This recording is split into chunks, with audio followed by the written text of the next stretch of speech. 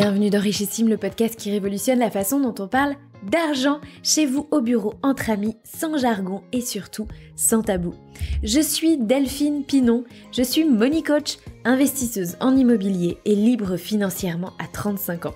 Depuis plusieurs années déjà, je vous aide à développer votre intelligence financière et votre money mindset dans le but de créer enfin de vrais changements dans votre vie. Chaque semaine, je partage un nouvel épisode avec un invité ou en solo dont l'ambition est de provoquer de vraies prises de conscience à propos de l'argent. Vous pouvez aussi me retrouver sur Instagram, c'est tout simplement Richissime Podcast, pour les coulisses du podcast, pour retrouver aussi des contenus inédits à propos de l'argent, des partages plus personnels et enfin pour connaître mes offres de formation et d'accompagnement. Aujourd'hui, la parole est à la défense.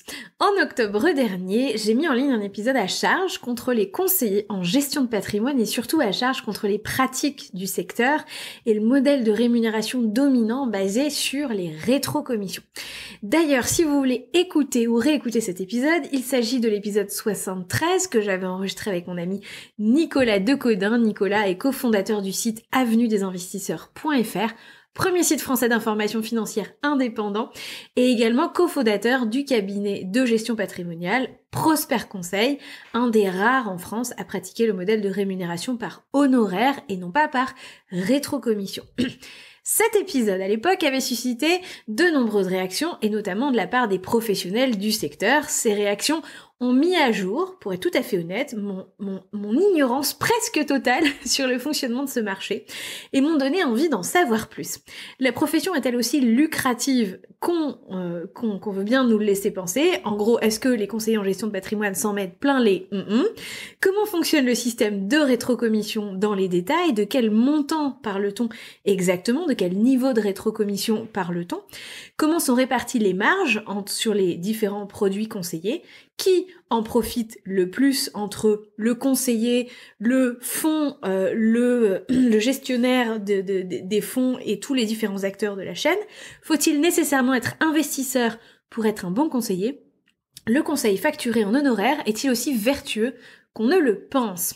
Pour m'aider à y voir plus clair, j'ai reçu Jérémy Barret, qui est investisseur lui-même, qui est aussi évidemment conseiller en investissement financier et en fiscalité depuis 12 ans déjà, et à la tête de son propre cabinet de conseil, Legalfy Trinity. Et depuis peu, Jérémy accompagne aussi les professionnels du secteur qui veulent devenir de vrais indépendants et qui veulent en vivre correctement. J'ai passé Jérémy sur le grill, sans complaisance, comme vous le verrez en écoutant cet épisode. L'ironie du conseil en investissement, c'est qu'il faut avoir soi-même un bon niveau de connaissance pour avoir accès aux meilleurs interlocuteurs. Voici donc l'épisode qui vous permettra d'être au niveau pour reconnaître les meilleurs parmi les meilleurs. Sur ce, je vous laisse en notre compagnie. Hello Jérémy. Hello Delphine. Bon, je t'ai prévenu. Je vais te passer sur le grill pendant cet épisode, j'espère que tu es prêt. Je suis prêt et puis je commence à te connaître. Évidemment, j'ai fait mes devoirs, j'ai écouté quelques-uns de tes podcasts. Je sais que tu t'oses poser toutes les questions que tu as envie de poser. Donc, récemment, on m'a dit « Waouh, t'oses un peu avec tes questions et tout ». Je suis « Ah bon, moi je trouve ça normal ». Je me rends pas compte que je m'endurcis un petit peu dans mes questions. Ah non, mais t'es en mode journaliste, il faut y aller. Ah bah écoute, peut-être qu'un jour j'aurai ma carte de journaliste. Non mais en fait, trêve de plaisanterie, je t'ai proposé de passer dans le podcast parce que vraiment en directe réaction un épisode que j'ai fait, que les auditeurs ont beaucoup aimé, c'est l'épisode 73 que j'ai enregistré avec Nicolas Decodin. Qui est entre autres CGP, cofondateur d'Avenue des Investisseurs, et dans lequel on a effectivement décortiqué les modèles de rémunération et faut se le dire, fait la promotion du modèle de rémunération de conseil en gestion de patrimoine sur honoraire, en opposition au modèle de rémunération dominant dans le conseil en investissement, qui est le modèle de la rétrocommission. Et donc c'est vraiment en direct, en pure réaction à cet épisode. On avait eu nous-mêmes tous les deux une discussion quand on s'est rencontrés en décembre dernier. J'ai aussi eu, et je peux pas recevoir tout le monde dans le podcast, mais j'ai aussi eu des professionnels qui m'ont écrit, qui m'ont sensibilisé à certaines choses et qui surtout m'ont fait dire Delphine, tu as une méconnaissance certaine du domaine. Et ce serait peut-être bien, du coup, de faire un épisode pour toi, pour les auditeurs, pour qu'on approfondisse notre compréhension de ce grand marché, on va dire, global qu'est le conseil en investissement. Et on va voir que c'est pas si simple que ça. Tu as essayé de m'expliquer déjà, je me suis dit, ouh là là, on va s'arrêter, on va l'expliquer aux auditeurs en même temps parce que il y a des trucs à expliquer. Mais grosso modo, le conseil en investissement, c'est une nébuleuse, c'est un fourre-tout. On sait, voilà. Et nous, on sait pas trop comment s'y retrouver. J'imagine que mes auditeurs, c'est pas mieux que moi. Et donc voilà, du coup, c'est à la fois un moyen d'approfondir vraiment notre compréhension de ce marché, et puis aussi de pouvoir avoir un avis un peu contradictoire sur les pratiques de ce marché. Et puis peut-être être un peu plus nuancé dans les propos que j'ai pu avoir dans d'autres épisodes. Voilà un peu le contexte de ta venue dans le podcast, Jérémy. Et du coup, bah, je t'invite à te présenter pour les auditeurs qui ne te connaissent pas et qui du coup vont comprendre tout de suite pourquoi je t'ai invité. Ok, bah, merci Delphine, et ton introduction elle est hyper intéressante. Effectivement, les auditeurs et les investisseurs ont du mal à parfois à comprendre en fait comment le marché est organisé. Et pour tout te dire, même les professionnels eux-mêmes dans le marché parfois ont du mal à comprendre justement les exigences réglementaires et de toutes les possibilités qui existent pour exercer dans cette profession. Parce que contrairement à d'autres professions où c'est très clair, un avocat, un notaire, un expert comptable, il appartient à un ordre des experts comptables, à une chambre des notaires. On sait qu'il a fait 8 ans d'études, qu'il a passé un diplôme à la fin. Et nous, c'est plus compliqué que ça. Et il y a effectivement à la fois des modèles économiques différents et une hétérogénéité. Oula, je l'ai tenté peut-être un peu trop tôt. Tu t'es embarqué, ouais, c'est trop tôt là. Hétérogénéité en termes de niveau de conseil et d'habilitation en fait dans ce domaine. Donc effectivement, je vais essayer de l'expliquer clairement. Et pour tout te dire en introduction, parce que tu me demandes de me présenter, j'ai moi-même en fait essuyé des plâtres et testé différents modèles. Parfois en me rendant compte, après plusieurs années, que le modèle dans lequel je fonctionnais était pas forcément le meilleur pour les clients finaux, parce que j'étais pas totalement libre de faire ce que je voulais et de proposer les solutions qui me semblaient être les plus intéressantes du marché, alors même que je pensais être libre au début, et c'était ce qu'on m'avait vendu aussi dans certaines organisations et groupements dont j'ai pu faire partie. Et même pour ma propre entreprise, en fait, c'était même pas dans mon intérêt en fait de faire partie de groupements comme ça.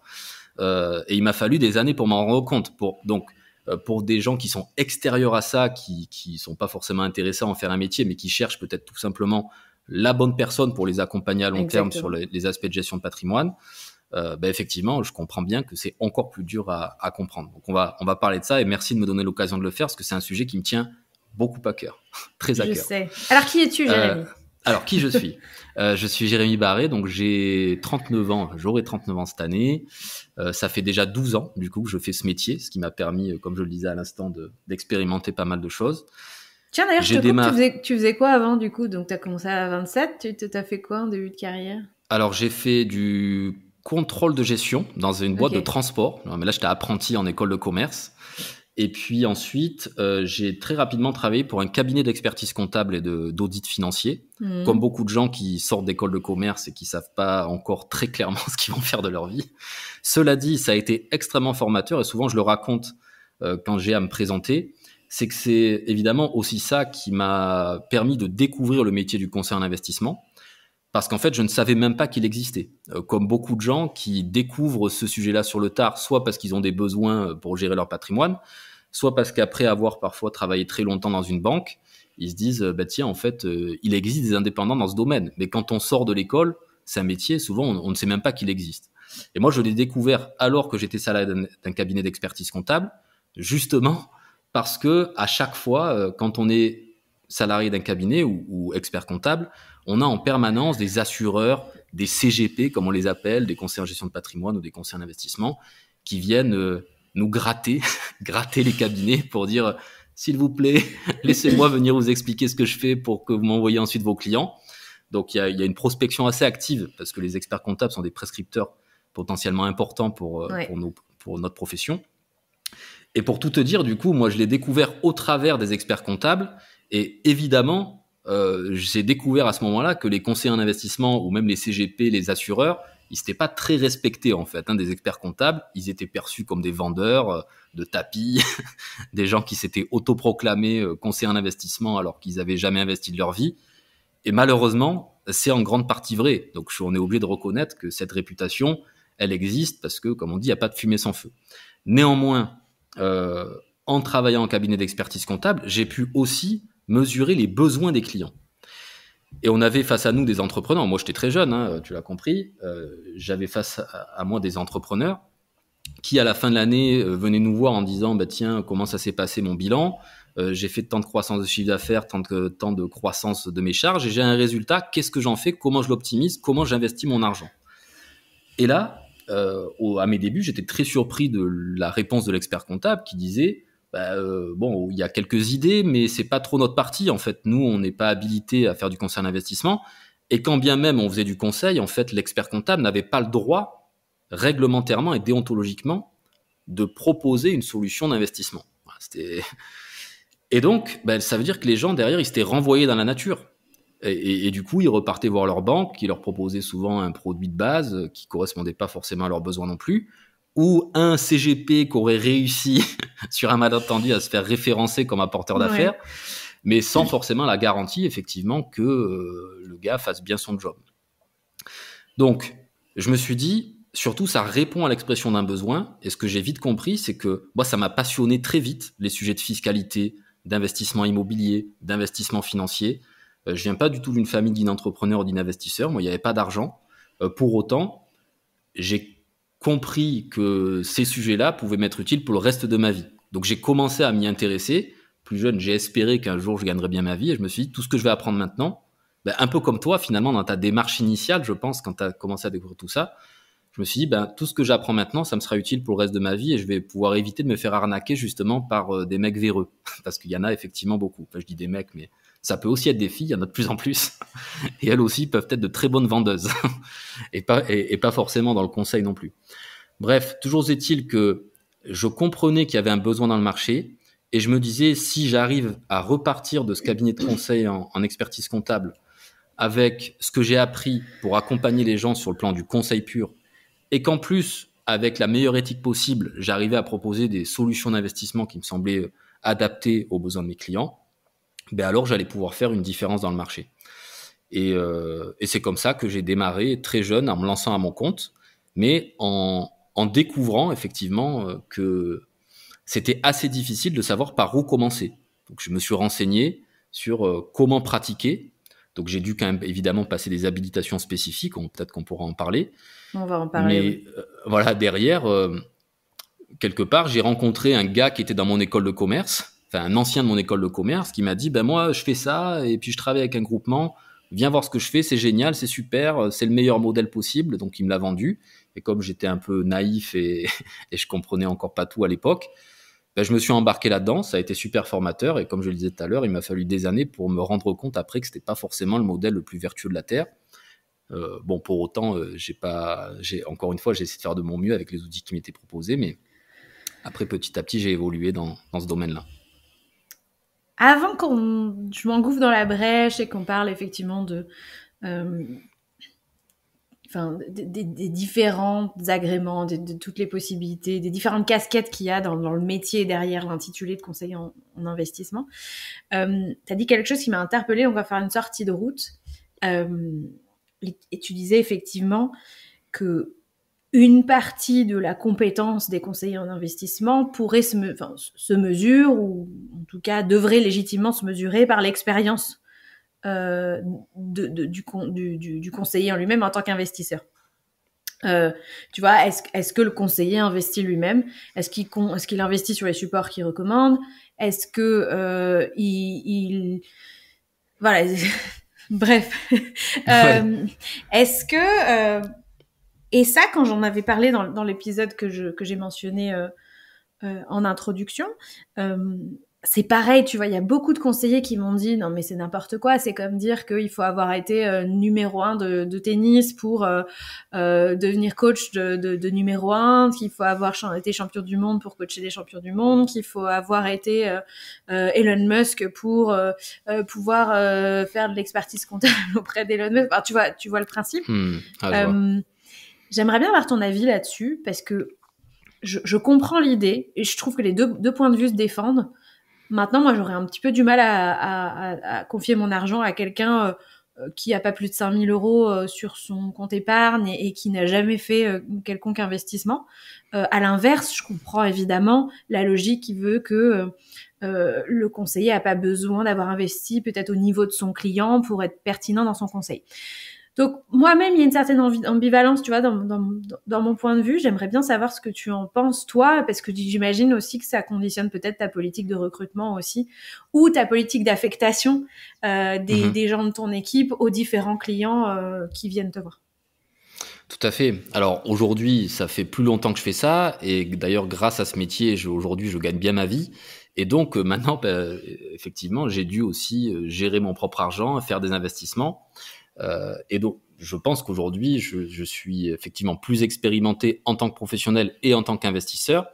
Et bien entendu que c'est quelque chose qui rassure beaucoup plus mes clients parce qu'ils sentent que dans mon discours, on n'est pas que dans la théorie et que je suis capable de raconter aussi des coulisses de mes investissements. Et oui, c'est sûr que plus le temps passe, plus on peut être pertinent dans son conseil, même si on continue d'apprendre tous les jours. Il faut rester quand même très modeste dans ce métier dans lequel il y a aussi des événements externes qui peuvent parfois changer radicalement en fait la pertinence des conseils qu'on pouvait donner quelques mois plus tôt en fonction des contextes financiers, de marché, les changements de fiscalité et autres. Mais oui, je dirais que pour un client final, bien entendu, c'est plus intéressant de se faire accompagner par quelqu'un qui a de l'expérience, y compris en tant qu'investisseur à titre perso. Maintenant, dans tout métier, effectivement, il faut bien démarrer de quelque part. Et même les plus grandes stars ont un jour été débutants. Et même ceux qui défendent aujourd'hui l'idée que pour accéder à ce métier, il faudrait forcément avoir 30 ans d'expérience et avoir 15 000 diplômes. Pour avoir aussi, je fais partie des professionnels qui sont allés assez loin dans le domaine académique dans ce métier, ce qui n'est pas une obligation réglementaire. Encore une fois, on y reviendra sûrement. Mais je peux te dire que j'ai aussi rencontré des gens plus matures professionnellement qui avaient, par exemple, été gérants de fonds d'investissement, notaires, diplômés, qui voulaient se reconvertir dans ce domaine, qui ont fait des formations académiques et qui, en plus, avaient de l'expérience de vie. Pour autant, je me rendais bien compte, en les côtoyant, que ça allait potentiellement devenir de piètres conseillers en investissement, aussi parce que la dimension humaine est extrêmement importante et la dimension pédagogique l'est également. Et il y a des gens qui sont incapables de se mettre au niveau des investisseurs qui démarrent, et d'ailleurs parfois même des gens qui ont énormément d'argent. Je pense que maintenant tu commences à t'en rendre compte, mais moi je suis encore surpris, et souvent les gens me posent la question, ils me disent mais c'est pas possible, les gens qui ont des millions, ils viennent te voir, ils n'ont pas déjà un conseiller? Je dis mais non, tu n'imagines pas le nombre de personnes qui en fait jusqu'à présent ne s'y sont jamais intéressées ou qui ont justement rencontré des gens auparavant avec qui ça n'a pas matché, où ils ont perdu la confiance et ils ont besoin de rebâtir ça. Donc tout ça pour dire que même les débutants dans le domaine du conseil en investissement, la moyenne des gens, comme tu le sais, en matière d'éducation financière, on part de tellement bas, et peu importe le niveau de patrimoine des gens, que même quelqu'un qui commence dans la profession peut sembler pour beaucoup de gens être déjà un expert, parce que le mec, s'il a appris 2-3 scripts de vente, déjà, il peut faire illusion, en tout cas, ne serait-ce qu'un moment, pour vendre un truc à la noix, une assurance vie, quelque chose comme ça. Et la personne peut déjà se dire « Waouh, c'est incroyable, il connaît la fiscalité successorale de l'assurance vie et puis les différents supports d'investissement. » Et en fait, effectivement, le gars, il a appris 3 trucs et il a récité ce qu'il a appris. Mais pour la majorité des investisseurs qui partent de rien, parfois ça suffit. Et d'ailleurs, parfois même que ceux qui partent vraiment de zéro en tant qu'investisseurs, il faut d'abord commencer par des choses très simples. Donc c'est ce qui fait que finalement, moi je crois qu'on est dans un marché où il y a de la place pour tout le monde. Après, effectivement, il faut le faire avec quand même éthique. Et encore une fois, parfois les gens qui se lancent dans ce métier ne se rendent pas encore bien compte des risques qu'ils font prendre aux investisseurs, parce que eux-mêmes, en fait, on leur a vendu l'idée que leur produit qu'ils vendaient était génial, mais ils ont encore peu de recul sur la réalité de ce qui va se passer à long terme sur ce produit. Enfin, ces produits. Ouais, tu vois, je reviens toujours à cette idée qui est, c'est incroyable. En fait, le niveau d'éducation sur les sujets de finance est effectivement, comme tu dis, tellement bas que on a aussi les conseillers qu'on mérite entre guillemets. Donc effectivement, quand on pose pas les bonnes questions parce que on n'a pas les bons réflexes, parce que on n'a pas appris, effectivement le conseiller va se mettre à notre niveau et va probablement simplifier l'information aussi pour qu'elle soit plus accessible. Et du coup, voilà, c'est comme ça qu'on se retrouve dans des situations. Mais moi, je parle du conseil en investissement financier. C'est pareil sur les experts comptables. C'est pareil. Enfin, un expert comptable qui te propose un projet de bilan ou un bilan que tu vas pas du tout te challenger parce que tu te dis, en fait, j'ai même pas le lire, donc de toute façon, autant que je le valide tel quel. Et qu'en réalité, c'est pas tant que forcément il y a des erreurs. Alors, des fois, il y a vraiment des erreurs. Des fois, c'est juste que ça aurait pu être optimisé ou etc. Tu te dis en fait, voilà, je n'ai pas développé ma compétence là-dessus, donc je suis obligée de déléguer, de faire confiance. Et malheureusement, c'est pas forcément à mon avantage. Donc, il y a tout un tas de métiers comme ça qui sont quand même relativement techniques. Et si on reste dans ce niveau zéro ou niveau très faible d'éducation, il faut quand même comprendre et être honnête là-dessus. On s'expose un peu plus, et ça c'est notre responsabilité en tant que client en réalité. On s'expose à des discours simplifiés, j'aime pas dire des arnaques parce que c'est pas forcément volontaire, mais en tout cas effectivement des erreurs d'appréciation, des erreurs d'analyse, tout un tas de choses parce que la personne en face soit n'était pas hyper compétente, on nous a mis le même niveau de compétence en face de nous, ou alors la personne a ultra vulgarisé l'information pour qu'on puisse au moins comprendre quelque chose, et en fait à la fin ça peut aller de la petite erreur au désastre, quoi. Bien sûr, surtout que les chiffres, honnêtement, on peut leur faire dire à peu près ce qu'on veut en fonction de comment on a envie d'orienter son conseil. Mais pour te rejoindre et pour l'anecdote, et ce qui prouve que ça n'est pas vrai que pour les conseillers en gestion de patrimoine, merci de prendre cet exemple des experts comptables, mais c'est vrai pour les notaires, pour plein de professions, même pour les médecins dans un autre domaine. Moi, je me souviens, pour rigoler et en même temps parce que j'avais un intérêt pour ça lorsque je me suis lancé dans cette profession, comme tu l'as compris, les experts comptables peuvent être de bons prescripteurs. Et donc, j'ai fait comme tout le monde. Quand je me suis lancé, je me suis dit, il faut que je le fasse savoir à des professionnels qui potentiellement peuvent me recommander. Et j'ai utilisé en fait l'excuse de devoir créer ma propre entreprise. Moi, j'ai démarré très simplement par une petite entreprise individuelle, histoire de tester le métier au départ. Et puis, assez rapidement... je sais pas si je peux dire par chance, mais en tout cas, j'ai travaillé pour, et puis c'était une passion pour moi, donc j'ai tout donné pour que ça commence à marcher. Et j'ai réussi à passer ce premier seuil que tu connais, qui est le seuil à l'époque de l'auto-entreprise, qui aujourd'hui est un peu plus de 70 000 euros le seuil de chiffre d'affaires, mais à l'époque, c'était 32 000. Je t'en souviens peut-être. Et bref, heureusement pour moi, j'ai rapidement dépassé ce seuil et j'ai dû créer ma première SAS. Et pour rigoler, je me suis dit, tiens, je vais aller voir plusieurs experts comptables, ça me permettra de me faire connaître. Et en même temps, je vais leur demander leur avis sur quel type de forme juridique je devrais créer pour mon activité. Et c'était rigolo parce que je suis allé voir 4 experts comptables. Les 4 m'ont dit des trucs différents. Et je leur ai pas dit que moi, avant, j'étais dans le cabinet d'expertise comptable. Donc, évidemment, j'avais fait ma propre analyse de mes besoins qui étaient assez spécifiques. Parce qu'en plus, il y avait des particularités dans ma situation. Mais ils ne m'avaient pas posé les bonnes questions. Donc forcément, ils pouvaient pas me donner la bonne réponse. Et il y en a un, évidemment, qui est arrivé à la même conclusion que moi, et c'est ce que j'ai choisi.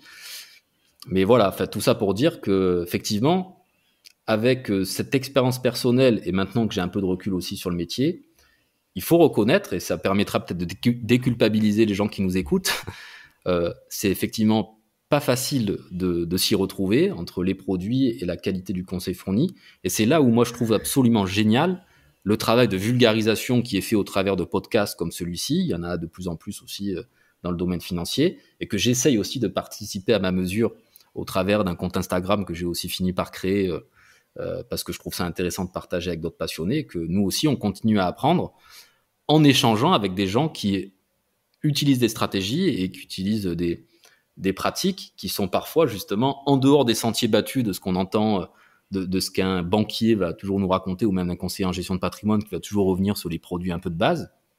Et en côtoyant des investisseurs sur le terrain, et je me considère aussi comme faisant partie de cette même famille, Oui, parfois on a de meilleures idées et on sort des sentiers battus, on peut faire des choses très intéressantes. Mais après, il faut s'inspirer de ceux qui ont des résultats. Je te rejoins. Tu as dit quelque chose d'important et c'est vraiment de savoir poser les bonnes questions. Savoir poser les bonnes questions, parce que quand on pose... J'avais fait tout un épisode là-dessus. Je m'en rappelle, je crois même qu'un jour je l'avais écouté en marchant dans la colline, je m'en rappelle. Toutes les questions ne se valent pas. C'est bien de poser des questions, mais il y a des questions qui sont mieux que d'autres. Il y a des questions qui amènent des réponses qui sont plus riches, plus fournies et plus intéressantes que d'autres. Donc apprendre à poser des bonnes questions à un expert qu'on a en face de soi. Donc avoir un minimum du coup de connaissances pour challenger l'expert, c'est vrai que ça nous place dans une situation beaucoup plus favorable pour pouvoir avoir un bon conseil en face. Mais alors peut-être, si je peux me permettre juste de compléter une dernière fois sur ce sujet, parce que là, les gens peuvent se dire, ok, mais comment je peux faire pour poser les bonnes questions si j'y comprends rien, ou alors que j'y connais pas grand-chose. Et moi, je me souviens quand j'ai démarré, donc dans ce fameux groupement de conseillers en gestion de patrimoine, où il y avait quand même plus de vendeurs que de conseillers, faut être clair.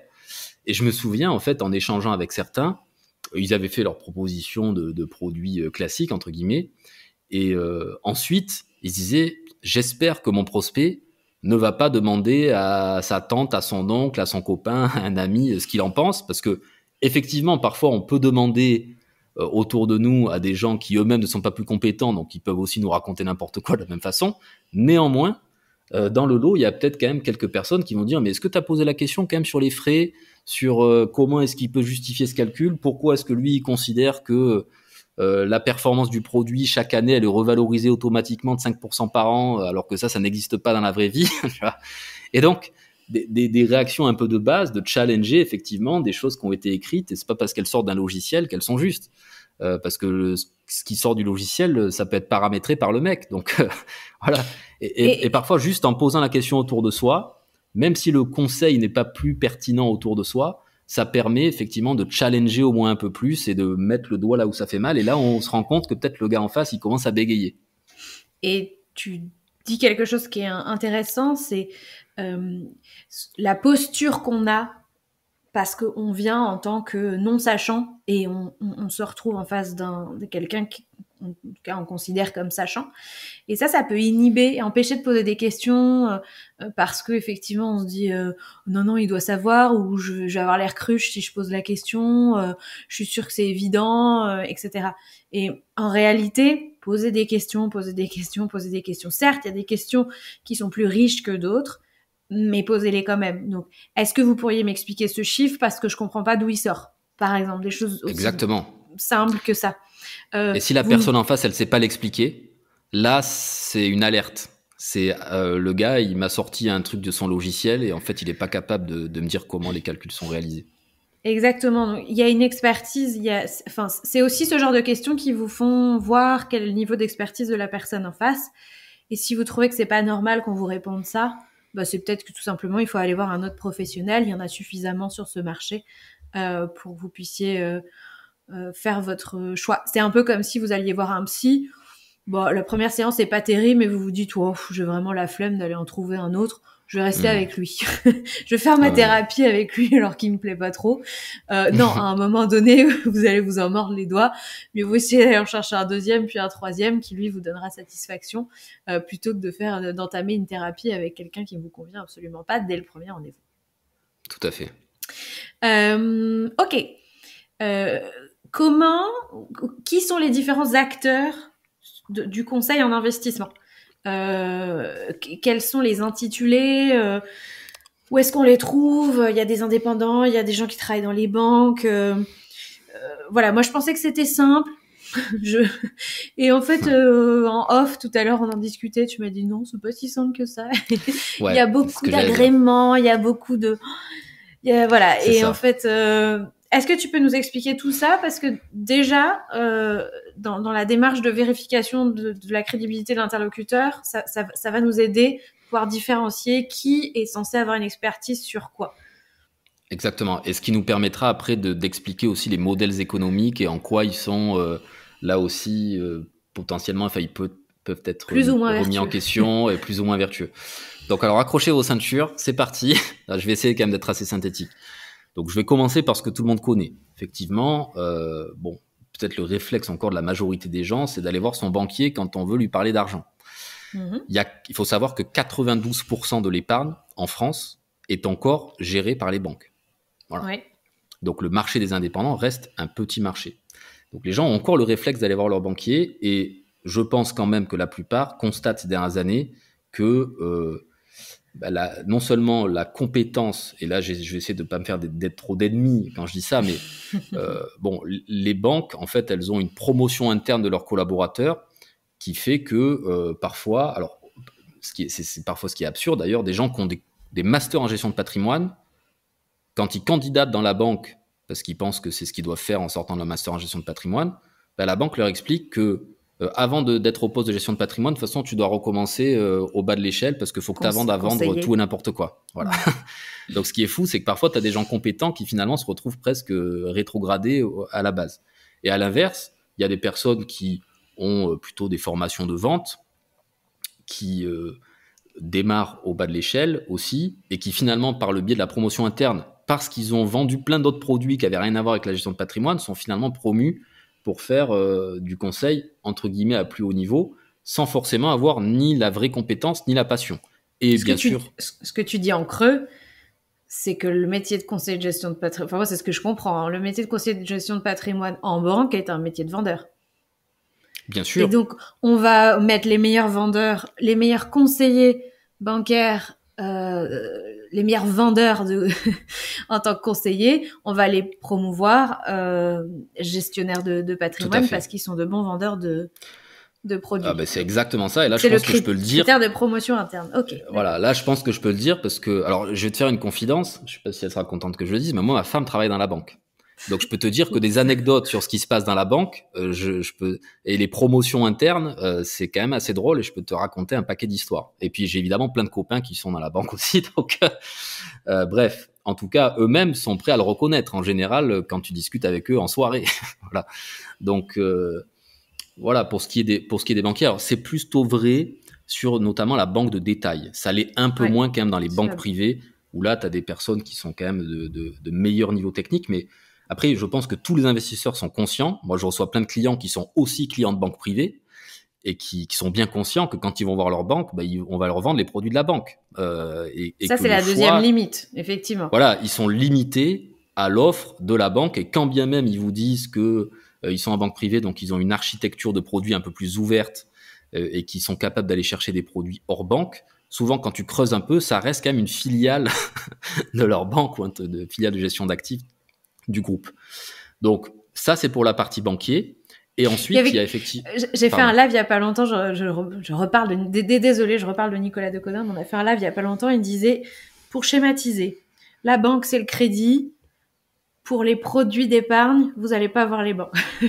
En gros, chacun son métier. Ouais. Et il faudrait que dans l'absolu, les banques sont bonnes sur le crédit et dès qu'il s'agit des produits d'épargne, elles le sont pas ou peu. Essayez d'aller voir ailleurs.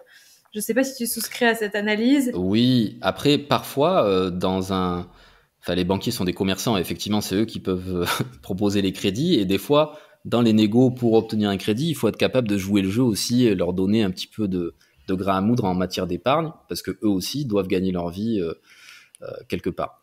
Mais effectivement, globalement, les produits sont assez chargés en frais et limitant dans l'offre globale existante sur le marché. Ensuite, il y a effectivement ce qu'on appelle le monde des indépendants, et c'est là où il y a des petites subtilités dans la définition de ce qu'est un indépendant. Et attends, je te coupe parce que le conseiller en investissement de la banque, il a des agréments lui aussi, à titre individuel, ou il exerce sous les agréments de la banque, ou lui-même doit passer certaines certifications ou... Ouais, bonne question. Alors, il a les agréments de la banque, effectivement. C'est la banque qui est enregistrée auprès, par exemple, de l'ORIAS, qui est l'organisme pour le registre des intermédiaires en assurance, par exemple. Après, il y a quand même beaucoup de formations internes dans les banques, parce qu'effectivement, c'est la réglementation qui l'exige. Et notamment, on a vu beaucoup de conseillers bancaires devoir eux aussi passer récemment ce qu'on appelle la certification AMF, donc l'autorité des marchés financiers, qui est quand même un niveau de certification qui permet de s'assurer quand même que le gars raconte pas n'importe quoi. Sauf que ces certificats AMF, entre nous, ça reste quand même encore très théorique, très administratif. C'est comprendre les différents organismes européens de lutte anti-blanchiment. Je veux dire, c'est pas ça qui te donne une compétence sur le plan fiscal et non, et puis c'est un grand quiz. Il suffit de le bûcher un peu. Voilà. Ça reste très théorique, comme beaucoup de formations. Voilà. Donc effectivement, ça remplace pas le terrain et l'expérience pratique. Mais oui, je sais pas, j'ai répondu à ta question ou pas? T'as répondu à ma question, tout à fait. Je savais pas je me souvenais plus s'il y avait une autre question. Je te laisse enchaîner sur les indépendants. Alors sur les indépendants, donc c'est là où ça se complique un peu. Parce que souvent on entend le terme de CGP. On en parlait tout à l'heure en off avant de démarrer. C'est le terme de conseiller en gestion de patrimoine. Et en fait, là où je vais peut-être surprendre beaucoup de gens, ça ne veut rien dire. C'est-à-dire que ce terme-là, conseiller en gestion de patrimoine, c'est un terme qui n'est pas réglementé. Il n'y a pas d'ordre de la gestion de patrimoine ou de chambre nationale de la gestion de patrimoine. Donc le problème déjà, c'est que tout le monde peut s'autoproclamer conseiller en gestion de patrimoine. Alors je nuance un peu mon propos. Normalement, le terme de conseiller, effectivement, celui-là est réglementé. Mais il y a souvent des tours de passe-passe dans des réseaux de distribution qui distribuent des produits d'investissement, où du coup ce ne sont pas des conseillers en gestion de patrimoine, mais des consultants patrimoniaux ou des consultants en gestion de patrimoine. Le terme de consultant, dans la mesure où on n'utilise pas le terme de conseil, c'est un peu plus passe-partout, enfin fourre-tout, et en fait quasiment n'importe qui peut dire qu'il fait de la gestion de patrimoine, alors que potentiellement il n'est compétent ou il ne distribue que des produits d'assurance ou que des produits de défisque immobilière. Et en fait, pour faire, selon moi, le vrai métier de conseiller en gestion de patrimoine, en fait, il y a un cumul de plusieurs statuts réglementaires. Alors, je vais essayer de faire court parce que sinon ça va être saoulant pour les gens, sauf pour ceux qui peut-être en feront un métier un jour. C'est le cumul de plusieurs agréments réglementaires. Pour moi, les choses à valider pour juger quand même que le gars il a fait un minimum de travail académique et qui va pas complètement raconter n'importe quoi. En général, le professionnel, il détient potentiellement une carte de transaction sur immeubles et fonds de commerce. Ça permet par exemple de conseiller ou d'accompagner les gens dans les transactions immobilières. C'est la fameuse carte T ? La carte T, exactement. Mais donc la carte T, normalement, c'est la carte dont tu as besoin pour exercer en tant qu'agent immobilier ? Oui, mais un conseiller en gestion de patrimoine digne de ce nom est aussi censé être capable d'accompagner les gens dans les transactions immobilières et de leur proposer potentiellement des produits avec des sous-jacents immobiliers. Donc il doit être compétent quand même sur les règles qui régissent l'immobilier dans son ensemble. Donc la carte T, elle est fortement recommandée. Il est possible en fait de travailler en délégation de carte T d'un organisme qui lui détient la carte et qui délivre ce qu'on appelle un mandat d'agent. Et donc il y a des gens qui peuvent quand même travailler sous cette forme. Mais voilà, il y a cette carte de transaction sur immeuble et fonds de commerce, mais elle est assez facilement accessible puisqu'il suffit d'avoir un BTS dans le domaine immobilier ou une licence dans le domaine du commerce ou du droit. Sauf qu'on peut avoir fait un diplôme d'école de commerce généraliste, en fait, ne rien connaître à l'immobilier, et automatiquement, par équivalence, on peut obtenir la carte T auprès d'une chambre de commerce, et ça coûte 50 balles. Enfin, tu vois. Donc c'est aussi pour ça que déjà, les barrières à l'entrée, elles sont pas très élevées. Pour le coup, je croyais que la carte T était difficile à obtenir. Ben, en fait, non. Enfin, tout dépend de ton cursus académique antérieur, mais il y a beaucoup de gens qui pourraient l'obtenir très facilement. Enfin, après, tout le monde n'a pas fait un bac+3, mais honnêtement, si tu as un bac+3 dans le domaine du commerce, du droit ou de la gestion, ben, tu vas à la chambre de commerce, tu fais une demande et tu as la carte T. Bah, tu vois, j'y suis pas, moi. Je suis ni immobilier. Moi, j'ai un diplôme en marketing. Donc... Ah ben voilà. Par contre, c'est le problème, c'est que si tu as un diplôme en marketing ou que tu es ingénieur, par exemple, et les ingénieurs, évidemment, c'est des gens qui ont fait de belles études qui sont pas simples et qui parfois sont même plus structurés mentalement pour faire les choses carrées, bon, ben, eux, paradoxalement, pourraient pas être éligibles automatiquement. Mais honnêtement, c'est assez accessible. Et après, toi, tu as un master en... Voilà, c'est pas très rassurant. Tu as un master en marketing, mais peut-être qu'avant, tu avais fait une espèce d'école de commerce, j'en sais rien, tu vois, et potentiellement... Bon, bref, tant pis pour toi. Qu'est-ce que je te dis ? Mais on va pas rentrer dans ma situation personnelle. Voilà, mais en fait, voilà, tout ça pour dire effectivement que c'est assez facile d'accès. Donc ça, c'est la carte T. Ensuite, tu as plutôt la sphère financière. Et là, tu as ce fameux organisme pour le registre des intermédiaires en assurance, le numéro ORIAS.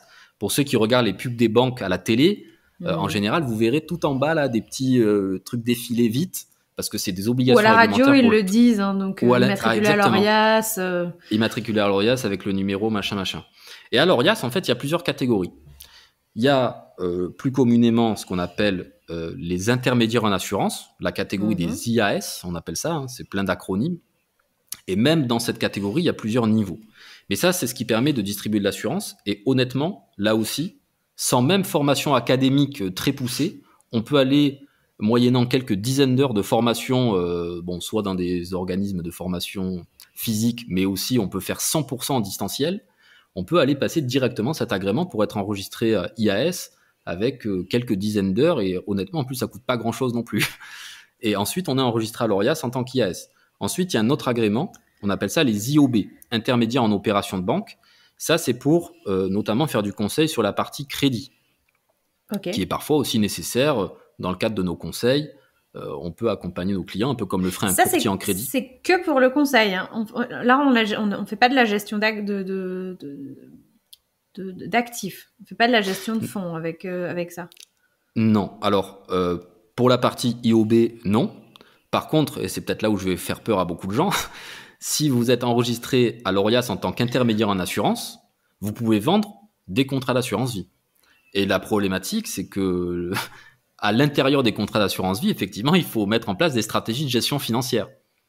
Et être inscrit à l'ORIAS dans la catégorie IAS suffit pour vendre des assurances vie et conseiller les gens sur ce qu'on y met à l'intérieur.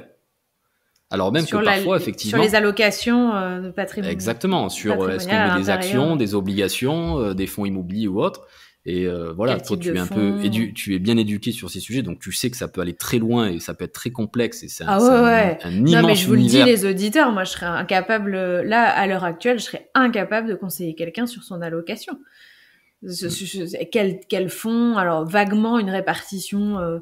action, obligation, en fonction de votre profil de risque, je serais vaguement capable de le faire, mais pas à mon niveau, je serais pas capable de vous recommander une allocation précise et surtout de la faire évoluer avec des critères pertinents.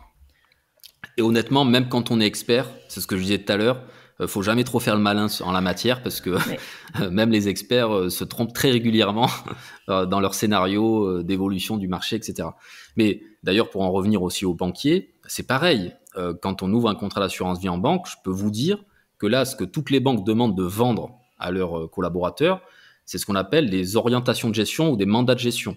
C'est un super moyen de doubler les frais sur les contrats, parce qu'en plus des frais de gestion du contrat, tu rajoutes des frais de gestion du mandat.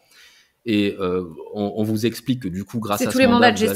C'est tous les mandats de gestion pilotés. Les mandats de gestion pilotés, exactement. On vous explique que c'est génial parce que du coup, vous allez avoir un professionnel qui va gérer activement votre portefeuille et prendre les meilleures décisions d'arbitrage. Vous n'avez absolument aucune garantie de résultat et je peux vous dire que souvent, c'est pas fameux. C'est juste que ça double les frais de gestion de la banque et que le conseiller que vous avez en face de vous, lui, ce que ça lui permet de faire, c'est de cliquer sur 3 boutons sur son PC et en fait, ça génère une allocation automatisée et la personne qui est en face de vous, qui vous vend le produit, elle a aucune idée de ce qu'il y a à l'intérieur. Enfin, ou alors elle a une idée, mais en fait elle-même n'y comprend pas grand-chose ou ne sait pas juger de la pertinence de l'allocation. Donc c'est en ça que ça peut faire peur et c'est aussi peut-être ce qui explique que souvent les gens sont très déçus de la performance de leur contrat. Après, je mets un bémol parce que en ce moment, il faut quand même reconnaître que c'est facile pour personne. Bon, on n'est pas là pour faire un cours d'économie, mais on est quand même sur une situation assez inédite avec des hausses de taux, un crash obligataire l'année dernière, la bourse qui est au plus haut, l'immobilier qui commence à tanguer quand même aussi un peu, et il faut reconnaître que c'est pas simple de savoir quoi faire dans ce contexte. Pour autant, donc pour en revenir à la partie réglementaire, j'ai expliqué les intermédiaires en assurance, les intermédiaires en opération de banque. Donc encore une fois, il y a des gens qui font que du courtage en crédit. Un conseiller en gestion de patrimoine, ce qui est intéressant, moi c'est en ça que je trouve le métier passionnant, c'est qu'on peut vraiment intervenir sur plein d'aspects en fait différents du conseil patrimonial. Donc la partie immobilière, la partie assurantielle et la partie bancaire. Et effectivement, nous-mêmes, on peut être courtier et monter des dossiers de financement pour nos clients. Et enfin, et c'est peut-être là que on peut juger peut-être de la, je sais pas si on peut dire qualité technique, parce que faut quand même creuser malgré tout. Il y a le statut de CIF, donc rien à voir avec le produit pour écurer les chiottes. Mais ça s'écrit pareil. Voilà, mais ça s'écrit pareil. Le conseiller en investissement financier, qui est aussi une des habilitations qui peut être obtenue, et on peut avoir un numéro auprès de l'ORIAS. Et là, pour être CIF, effectivement, non seulement il faut avoir obtenu la certification AMF, mais comme tu l'as dit toi-même, honnêtement, c'est du bachotage. et c'est un QCM et ça coûte 250 € de le passer. Donc, tu vois, la barrière à l'entrée, elle n'est pas non plus incroyable. Et après, au-delà de cette certif AMF, il faut avoir soit fait une formation spécifique, effectivement, d'un niveau équivalent à Bac+3, Bac+4. Donc, je crois que même que toi, tu es en train de passer un certificat de gestion de patrimoine ou un master, je ne sais plus. Toi, tu es en train de te lancer dans cette aventure, non ? Il me semble. Alors, moi, en fait, j'ai choisi l'option sur laquelle je réfléchis encore. Mais j'avais choisi l'option, effectivement, de passer un master en gestion de patrimoine. Et j'avais besoin d'une formation de prérequis. Donc là, je suis dans ma formation de prérequis pour pouvoir intégrer le master. Et que je pensais intégrer en avril, c'est complètement infaisable avec l'arrivée d'un bébé. Donc, tu nous fais un scoop. Voilà, donc tu temporises finalement. Ouais, non, ce sera soit en octobre, mais je me pose des questions sur voilà, je me suis dit je voudrais aller jusqu'au bout, mais c'est d'autres questions que j'ai à te poser après parce que. Alors, ok, donc voilà. Je finis ça et donc effectivement, la personne qui est enregistrée en tant que conseiller en investissement financier, elle a soit fait une formation spécifique dans ce domaine pour être dans cette catégorie, donc certificat en gestion de patrimoine ou master en gestion de patrimoine, mais, je vais encore te surprendre peut-être, il est possible d'avoir des équivalences assez facilement en fonction du diplôme qu'on a pu faire antérieurement. Et en l'occurrence, si tu as un master 1 en gestion, en économie ou en droit, sans même avoir jamais parlé de finance de ta vie, tu peux avoir une équivalence et t'enregistrer directement en tant que CIF. Donc, c'est pas non plus une preuve absolue de la compétence de la personne que tu as en face de toi. Bon, pour autant, voilà, c'est quand même un filtre supplémentaire d'un niveau académique un peu au-dessus. Mais voilà, encore une fois, c'est pas une garantie. Le niveau on n'est pas en train de redorer le blason de la profession, là. Non, Jérémy. Mais c'est pour ça qu'il faut être juste. C'est une profession, entre guillemets, dont il faut se méfier, mais dont je fais partie. Et il faut être capable après d'arriver à trier effectivement là-dedans, ce qui est pas évident. Et j'ai pas fini, parce que je peux raconter beaucoup de choses sur les pratiques du secteur. Mais après, par contre, il y a un dernier agrément qui est pas officieux, mais qui est moins connu. C'est ce qu'on appelle la CJA. Je sais pas si tu en as déjà entendu parler. La compétence juridique appropriée. Et ça, en fait, ça permet à un professionnel du conseil patrimonial de rédiger des actes juridiques de façon accessoire aux autres activités qu'il a. Je m'explique.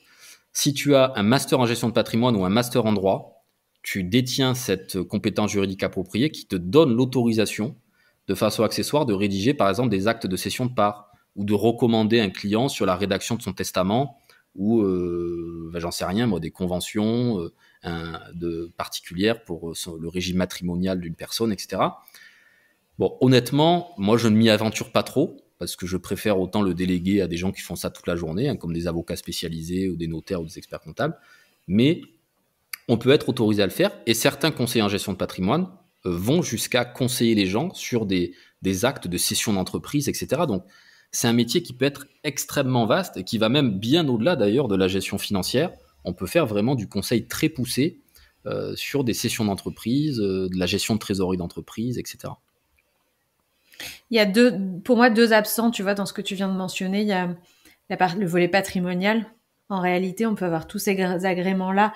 Au final, c'est un peu léger sur. C'est ça. On peut être complètement incompétent sur la fiscalité et la fiscalité, qui était le deuxième domaine que j'allais dire concrètement. À part si on a obtenu nos équivalences parce que on a fait des études de droit et des études fiscales. Si on a obtenu nos équivalences et tous ces agréments parce qu'on a fait des études de commerce classiques, non seulement ça nous rend pas compétents sur la partie finance, investissement, mais ça nous rend pas particulièrement compétents non plus sur la partie droit, juridique, patrimonial et fiscal. C'est ça. Bon. Alors entre nous, sur l'ensemble de ces sujets, c'est là où l'expérience fait vraiment la différence. Moi, je pense que vraiment un des critères très importants, et ça, je pense que quand même n'importe qui peut le ressentir.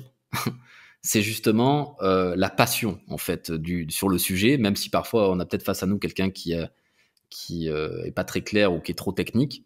Si on sent qu'il est passionné et qu'il a quand même vraiment de l'expérience terrain, là ça peut, et y compris justement sur des aspects de fiscalité. Parfois moi j'ai des clients, je sais que je les saoule, je vois dans leurs yeux, je leur explique des trucs et je vois ils ont envie de me dire non mais c'est bon, on s'en fout, je te fais confiance, tu vois. Mais Moi, je peux pas m'empêcher parce que je me dis c'est leur argent, ils doivent comprendre et c'est aussi leur responsabilité.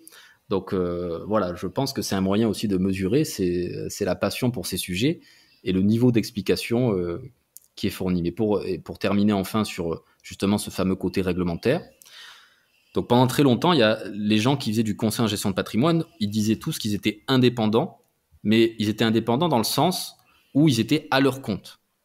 Mmh. Et ils n'étaient pas forcément indépendants dans le sens où, aujourd'hui, pour pouvoir dire qu'on est indépendant, en fait, un conseiller en gestion de patrimoine indépendant, il n'a pas le droit de toucher de rétrocommission.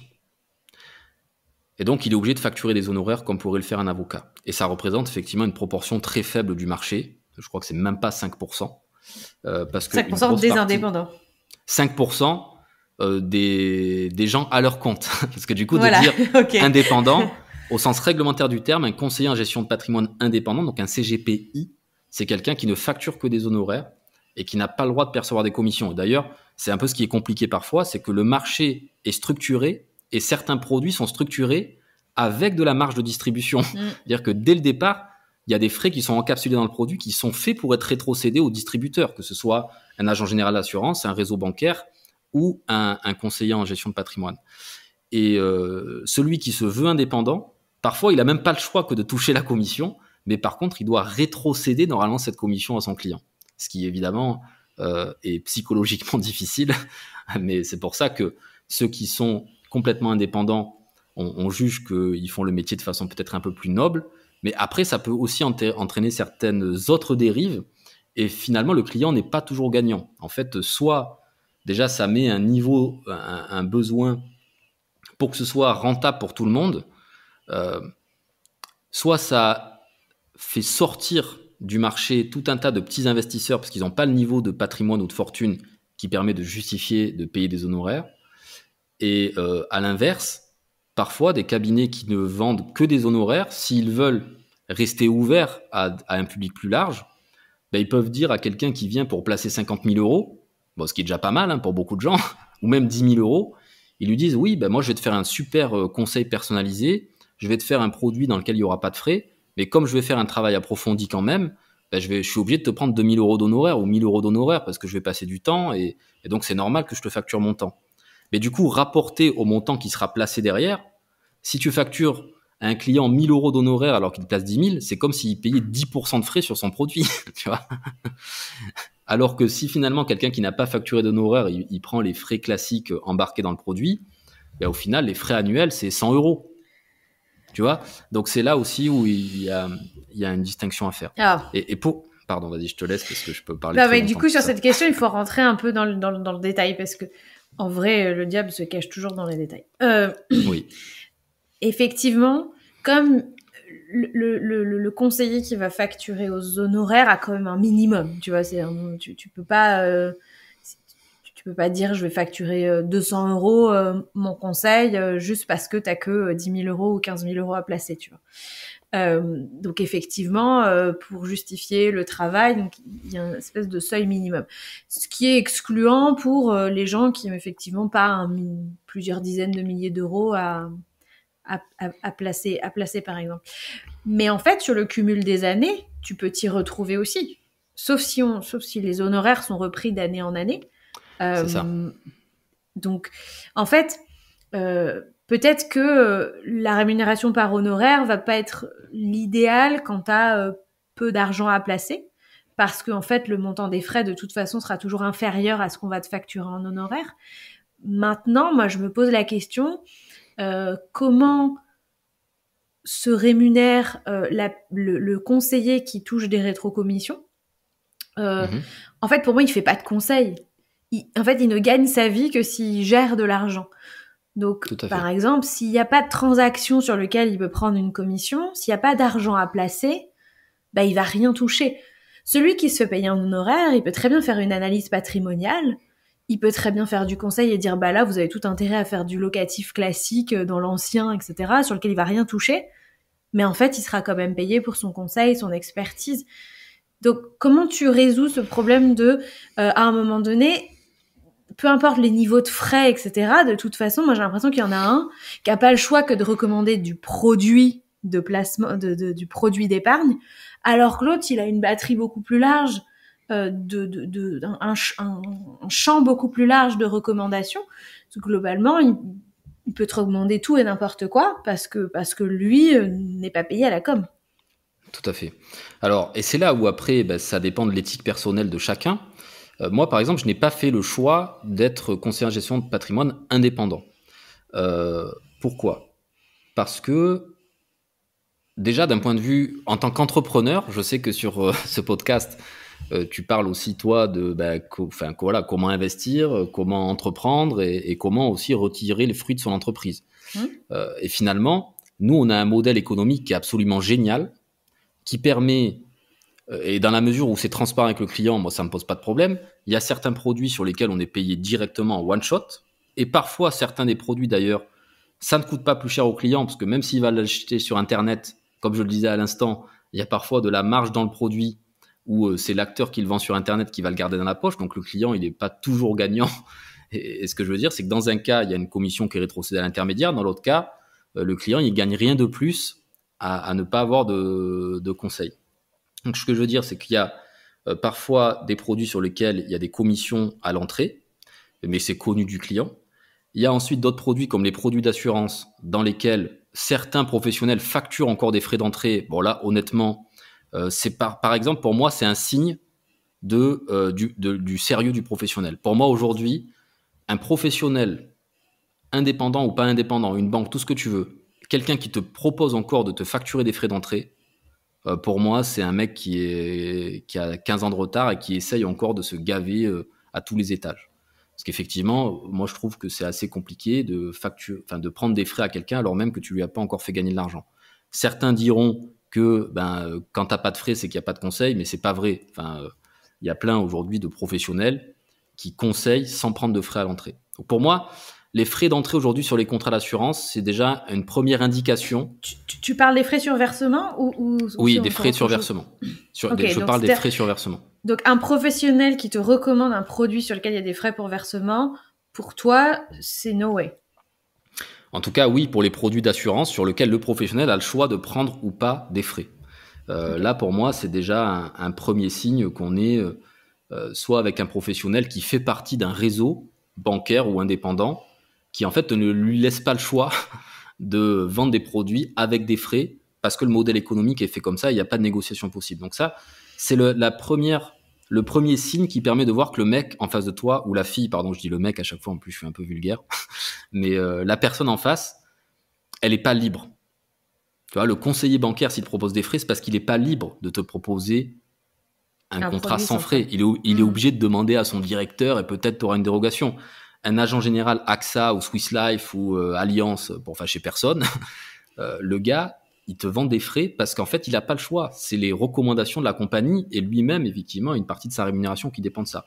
Et de la même façon, un conseiller à son compte, parfois fait partie de groupements dans lesquels on lui dit, si tu prends pas de frais, t'es pas bon ou t'as pas le droit, en fait. Tu peux pas décider, toi seul, de prendre ou pas de frais. Alors quelqu'un qui est vraiment libre, il a le pouvoir de prendre cette décision. Et encore une fois, pour moi, c'est un premier indicateur du sérieux de la personne. Parce que le vrai modèle économique, en fait, de la gestion de patrimoine, c'est le fait, effectivement, d'avoir des encours que tu vas gérer pour les clients. Donc, les encours, ça veut dire quoi ? C'est si tu as 10 millions que tu gères pour tes clients, sur les contrats, des comptes titres, des assurances vie, tout ce que tu veux, tu as quand même toujours des frais de gestion. Peu importe d'ailleurs par qui tu passes. C'est plus ou moins, mais tu en as toujours, parce qu'il faut quand même bien payer la compagnie d'assurance ou la banque qui va garder tes titres, te mettre à disposition le service informatique, qui va te permettre de changer d'adresse sur ton site internet. Il y a des coûts de structure et puis surtout aussi tous les coûts réglementaires qui sont extrêmement lourds pour les cabinets, les banques, les assureurs, etc. Donc il y a toujours un minimum de frais. Et ce qu'il faut savoir, c'est qu'en général, il y a toujours une partie de ces frais de gestion qui sont rétrocédés à l'intermédiaire qui, lui, est chargé de faire le suivi du client. Donc ça peut être un réseau bancaire, un agent général et un conseiller indépendant.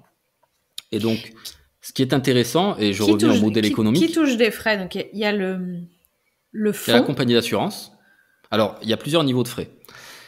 Quand tu es dans un contrat d'assurance vie, pour être le plus clair possible, en fonction de ce que tu mets à l'intérieur de ton contrat, Il y a par exemple des sociétés de gestion, par exemple Rothschild, Carmignac, il y a plein de gérants différents, hein, c'est un marché où il y a beaucoup de concurrence d'ailleurs. Et ces gens-là, en fait, en général, te prennent des frais pour gérer le fonds. Sauf que ça, le client, il le voit pas, ou rarement, parce que en général, on lui annonce toujours la performance nette de frais de gestion. Donc en gros, les gérants de fonds, ils se sont déjà servis, on annonce au client une performance nette de frais de gestion. Et ensuite, et là-dessus, le CGP, parfois, il touche un peu, mais pas vraiment, en fait. Derrière, il y a aussi les frais de gestion du contrat d'assurance. Parce que l'assureur du contrat, il prend aussi des frais. Plus ou moins, là aussi, en fonction de la nature du contrat. Prenons une moyenne, c'est ce qui se pratique encore dans les banques, les compagnies d'assurance, c'est à peu près 1% de frais par an. Effectivement, tu as des banques en ligne, hein, des contrats en ligne où tu as 2 fois moins de frais de gestion. Mais en moyenne, c'est 1%. Et sur ces 1% de frais de gestion sur le contrat, là, tu as à peu près la moitié qui est conservée par l'assureur et l'autre moitié qui est reversée en fait à l'intermédiaire de conseil. Encore une fois, que ce soit une banque, un agent général ou un indépendant. Et c'est là-dessus en fait que ça génère une rémunération récurrente. Et si on fait le parallèle à l'immobilier, toi qui en parles souvent, c'est un peu le cash flow du CGP. Et ça, c'est le portefeuille que tu vas construire petit à petit. Et ce qui est génial en termes de modèle économique, c'est que avec le temps, quelque part, toi, tu as du chiffre d'affaires récurrent qui va te sécuriser. Et ce portefeuille-là, il a une valeur patrimoniale. Et quand tu vas vendre ton entreprise, c'est ça qui fait la valeur de ton entreprise. Donc, c'est un peu le problème aussi des conseillers purement indépendants qui touchent aucune commission, aucune honoraire récurrente. C'est qu'ils facturent des honoraires et que malheureusement pour eux, leur boîte, elle vaut rien. Donc, parce que ça repose que sur leur conseil. Si la personne s'arrête, en fait, la boîte ne vaut rien. Et c'est là où je trouve que c'est très dur. Parce que non seulement si le client, finalement, il n'est pas content, il te laisse tomber, tu gagnes 0. Et en plus, ton portefeuille, il n'a pas de vraie valeur. Donc, je trouve qu'en tant qu'entrepreneur, c'est un modèle qui est dangereux, y compris parfois pour le client. Parce que du coup... Alors pourquoi si parce que c'est ce que j'allais te dire, c'est que en fait, pour toi, je comprends bien la différence. Je comprends bien la différence que tu as un intérêt à avoir du revenu récurrent. Donc, plus tu gères de fonds de tes clients, on va dire du coup, en moyenne, toi, tu gagnes 0,5%. C'est oui, moyenne, c'est peut-être même un peu plus sur les unités de compte. Ok, donc entre 0,5 et 0,8 Entre 0,5 et 1. Entre 0,5% et 1. Entre 0,5 et 1% de tous les fonds que tu gères pour tes clients. Et donc, tu as un portefeuille client. Donc ça, c'est de l'argent qui tombe chaque année, qui est récurrent. Donc si tu as un client qui te confie 10 000 euros à gérer, tu vas gagner entre... Bon, c'est pas grand-chose, tu vois, 50, justement. Entre 50 non, mais et 100. C'est bien. Tu vois, c'est bien de faire le calcul parce que les gens se rendent compte que c'est pas énorme. Donc, effectivement, toi, tu vas toucher entre 50 et 100. Donc, c'est marrant parce qu'on a... Voilà, donc forcément, ton intérêt à toi, il est d'une de faire énormément de volume, d'avoir énormément de clients ou d'avoir des clients qui ont beaucoup d'encours, beaucoup d'argent, entre guillemets, à placer.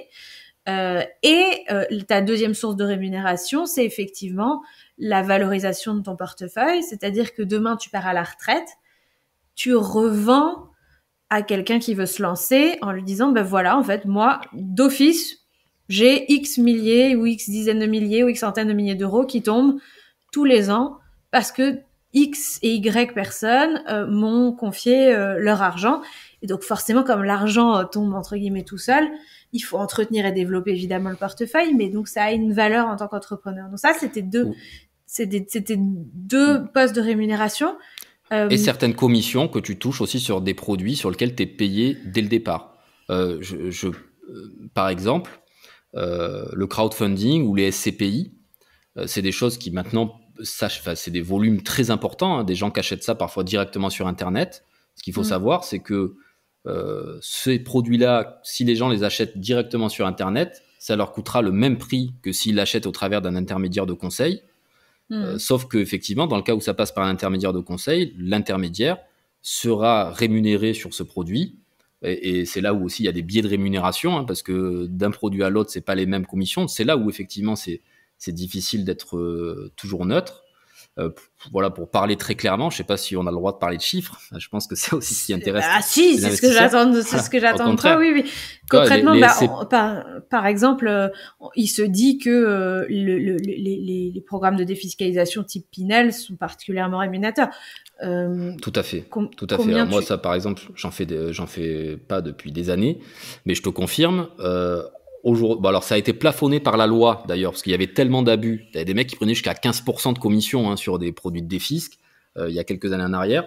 Ça a été maintenant plafonné par la loi à 10% pour l'ensemble de la chaîne de commercialisation, mais ça reste important.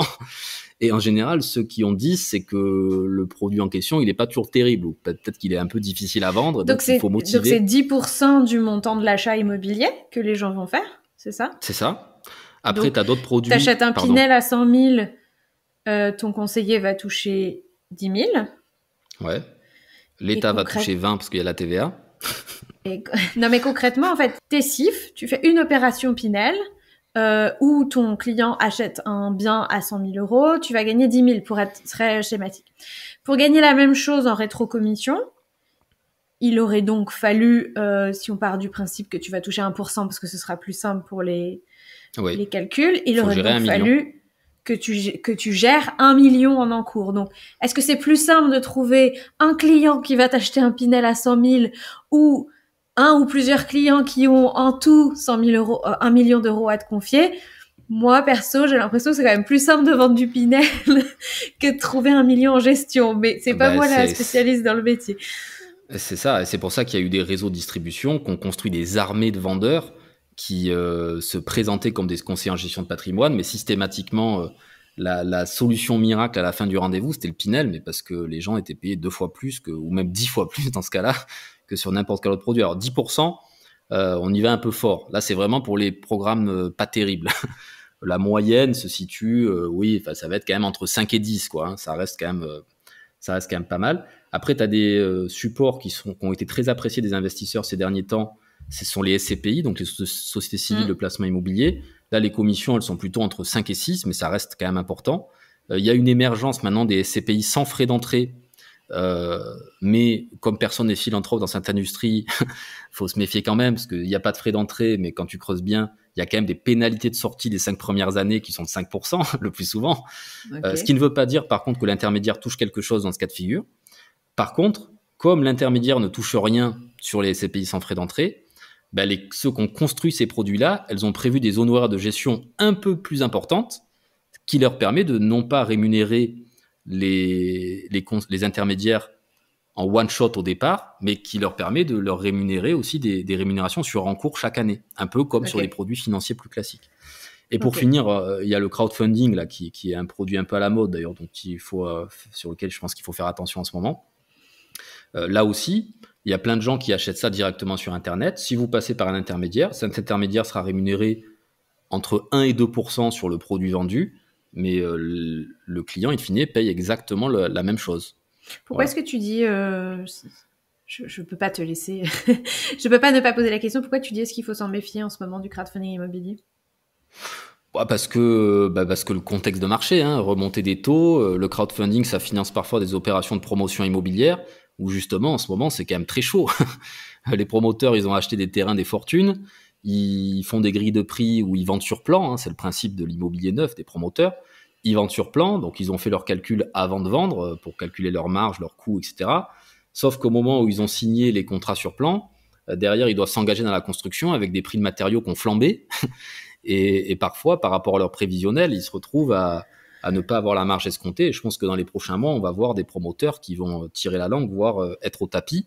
Donc crowdfunding, c'est le financement participatif.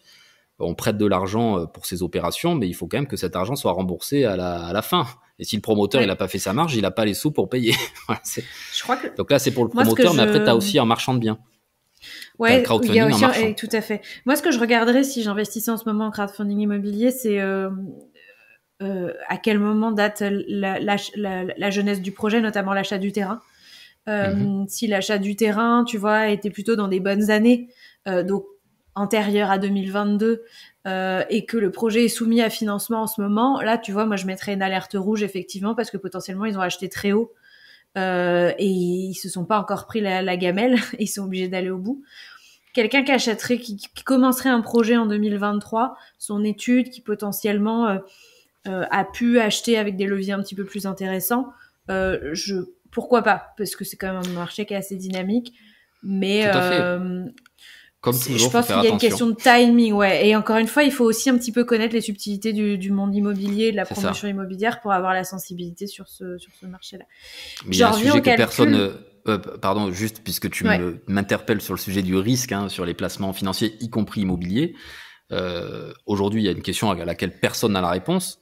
C'est que quand bien même le marchand de biens ou le promoteur, il a acheté à un meilleur prix pendant la crise, donc il a pu bien négocier et il a mieux anticipé aussi ses coûts de construction, les prix de ses matériaux, etc. Bon, au-delà du fait que maintenant, il y a aussi des pénuries de matériaux, ce qui peut entraîner des dérapages au niveau des délais.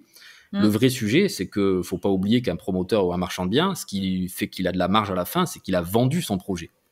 Et il y a aussi, dans les conditions actuelles, avec la remontée des taux, des plus grandes difficultés pour les investisseurs à se financer pour acheter. Et donc, ça entraîne aussi les prix à la baisse, y compris pour la revente. Donc voilà, c'est là-dessus que c'est un peu plus tendu. Mais pour terminer, et c'est là où finalement, je veux aussi distinguer dans ceux qui se considèrent comme des conseillers en gestion de patrimoine à leur compte, on ne va pas les appeler indépendants, mais à leur compte, là aussi, en fait, il y a vraiment à boire et à manger dans ce marché-là, parce qu'il y a des gens qui sont à leur compte, mais qui ne sont pas libres. Ils font partie de réseaux dans lesquels ils sont exclusifs avec certains réseaux de distribution ou compagnies d'assurance. Et en fait, dans ces réseaux, c'est ce que je te partageais aussi avant le podcast, un peu les coulisses de notre marché.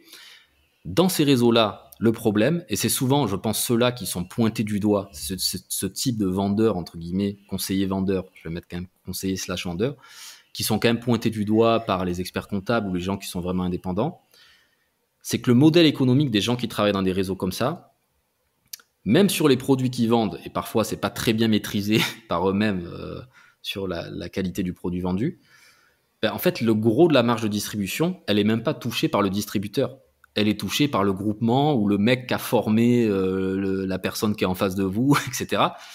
Ce qui fait que ça devient d'autant plus difficile pour le professionnel face à vous de vivre de cette activité, et ça l'entraîne dans une spirale où il est obligé de vendre des produits un peu où il est payé tout de suite pour survivre. Alors que parle-moi un peu de ces groupements, parce que du coup, qu'on comprenne bien de quoi il s'agit. Pourquoi il y a des groupements? Pourquoi un CIF peut pas tout simplement dire attends, moi je vais distribuer un peu du AXA, je vais distribuer de la SCPI un tel, ou peu importe. Pourquoi un conseiller s'affilie à des groupements? Quelle est la valeur ajoutée qu'ils ont ou qu'ils prétendent avoir? Oui. Et qui sont ces acteurs, en fait, que excellente question. Alors, je ne les connaissais pas avant que tu m'en parles. Je vais pas faire la naïve. Tu m'en as parlé au mois de décembre, mais honnêtement, avant qu'on s'en parle tous les deux au mois de décembre, j'avais absolument aucune idée de la structuration de ce marché. Oui, je citerai pas de nom parce qu'il y a différents types de groupements, parfois avec des réseaux salariés, parfois des réseaux de mandataires. Mais si tu veux, le biais en fait que tu as dans ces groupements, pourquoi les gens les rejoignent, c'était ça ta question, c'est que soit la personne en fait elle connaissait même pas le métier. Donc un jour quelqu'un leur a dit c'est un métier dans lequel tu peux bien gagner ta vie, les barrières à l'entrée en fait elles sont pas très élevées, viens et fais ce métier, tu vas gagner de l'argent. Et les gens ils sont appâtés par ça et ils viennent, et comme en fait ils ont aucune idée qu'ils ont même la possibilité de le faire différemment, en fait ils s'embarquent dans cette aventure avec ces gens-là. Autre scénario, y compris pour des gens qui viendraient par exemple de l'industrie bancaire. Mais à quoi servent ça? Qu'est-ce qu'ils ont comme... Alors, à quoi ils servent? C'est-à-dire que tu démarres... En fait, la promesse, c'est que tu peux démarrer avec rien et ils vont te fournir les produits, la formation, l'accompagnement, et ça va rien te coûter, donc c'est avec eux que tu peux démarrer. Et en fait, tu te rends compte, une fois que tu commences à faire le métier, que ça t'a rien coûté, parce qu'après, en fait, ils te prennent plus de 50% de la marge de distribution qui est contenue dans les produits. Donc concrètement, tu n'as plus 0,5 à 1, tu passes à 0,25 ou 0,5. Par exemple, et tu n'es pas propriétaire de ta clientèle. Et ça, les gens, en fait, les professionnels qui s'embarquent là-dedans, souvent au début, ils mesurent pas la valeur que pourrait avoir leur portefeuille à long terme. Donc ils sont juste intéressés de ce qu'ils peuvent gagner tout de suite. Et c'est là où c'est problématique. Parce que quand tu es propriétaire de ton portefeuille, et que tu as ce fameux récurrent qui tombe, alors ça peut choquer les gens d'avoir une rémunération récurrente sur les produits, mais le marché est structuré comme ça. L'avantage, par contre, que ça procure, c'est qu'à long terme, le professionnel, justement, parce qu'il est sécurisé par cette rémunération récurrente, justement, il n'est plus obligé de vendre des produits à la noix. Parce qu'en fait, il a ce confort qui lui permet d'être neutre quand même, essayer d'être le plus neutre possible dans son approche et de plus être biaisé justement par ces rémunérations-là. C'est quoi les ratios de valorisation de son portefeuille? Par exemple, si tu as 10 millions, tu gères combien en encours pour tes clients, toi? Nous, aujourd'hui, au niveau du cabinet, on reste un petit cabinet régional. On doit, pour te donner une idée, on a collecté 32 millions d'euros, par exemple, rien que l'année dernière. Donc, c'est plutôt pas mal pour un cabinet. Mais encore une fois, avec un mix entre des produits de placement qui dépendaient aussi des besoins de nos clients, plutôt liés à l'assurance sur lequel on a du récurrent, et d'autres produits sur lesquels on a pu être payé directement. Et parfois, justement, on oriente aussi nos clients sur des produits sur lesquels il y a très peu de marge. Je te prends un exemple très concret. En ce moment, c'est un peu chaud sur les marchés et les taux sont remontés, donc il y a à nouveau des placements sans risque avec un peu de rendement. Alors, ça fait rêver personne, mais par exemple, le livret A qui rapportait 0, aujourd'hui rapporte 3, comme chacun sait. Et il existe aussi pour des trésoreries d'entreprise des produits équivalents qu'on appelle des comptes à terme, qui depuis plusieurs années rapportaient rien, donc on n'en parlait même plus. Là, aujourd'hui, tu peux avoir des comptes à terme à plus de 3,5 de rendement sur des produits garantis. Donc, c'est des produits sans risque avec un peu de rendement, sur lequel nous, là, par exemple, on est payé 0,20% d'encours. Tu vois, donc il n'y a pas les mêmes marges, même là-dessus, sur ces produits. Bref, tout ça pour dire que nous, on a plusieurs dizaines de millions d'euros sous encours. Mais pour te donner un exemple concret... Prenons un cabinet qui a un 20 millions, volume... par exemple, 20 millions. Ok, prenons 10 millions, ça va me faciliter les calculs.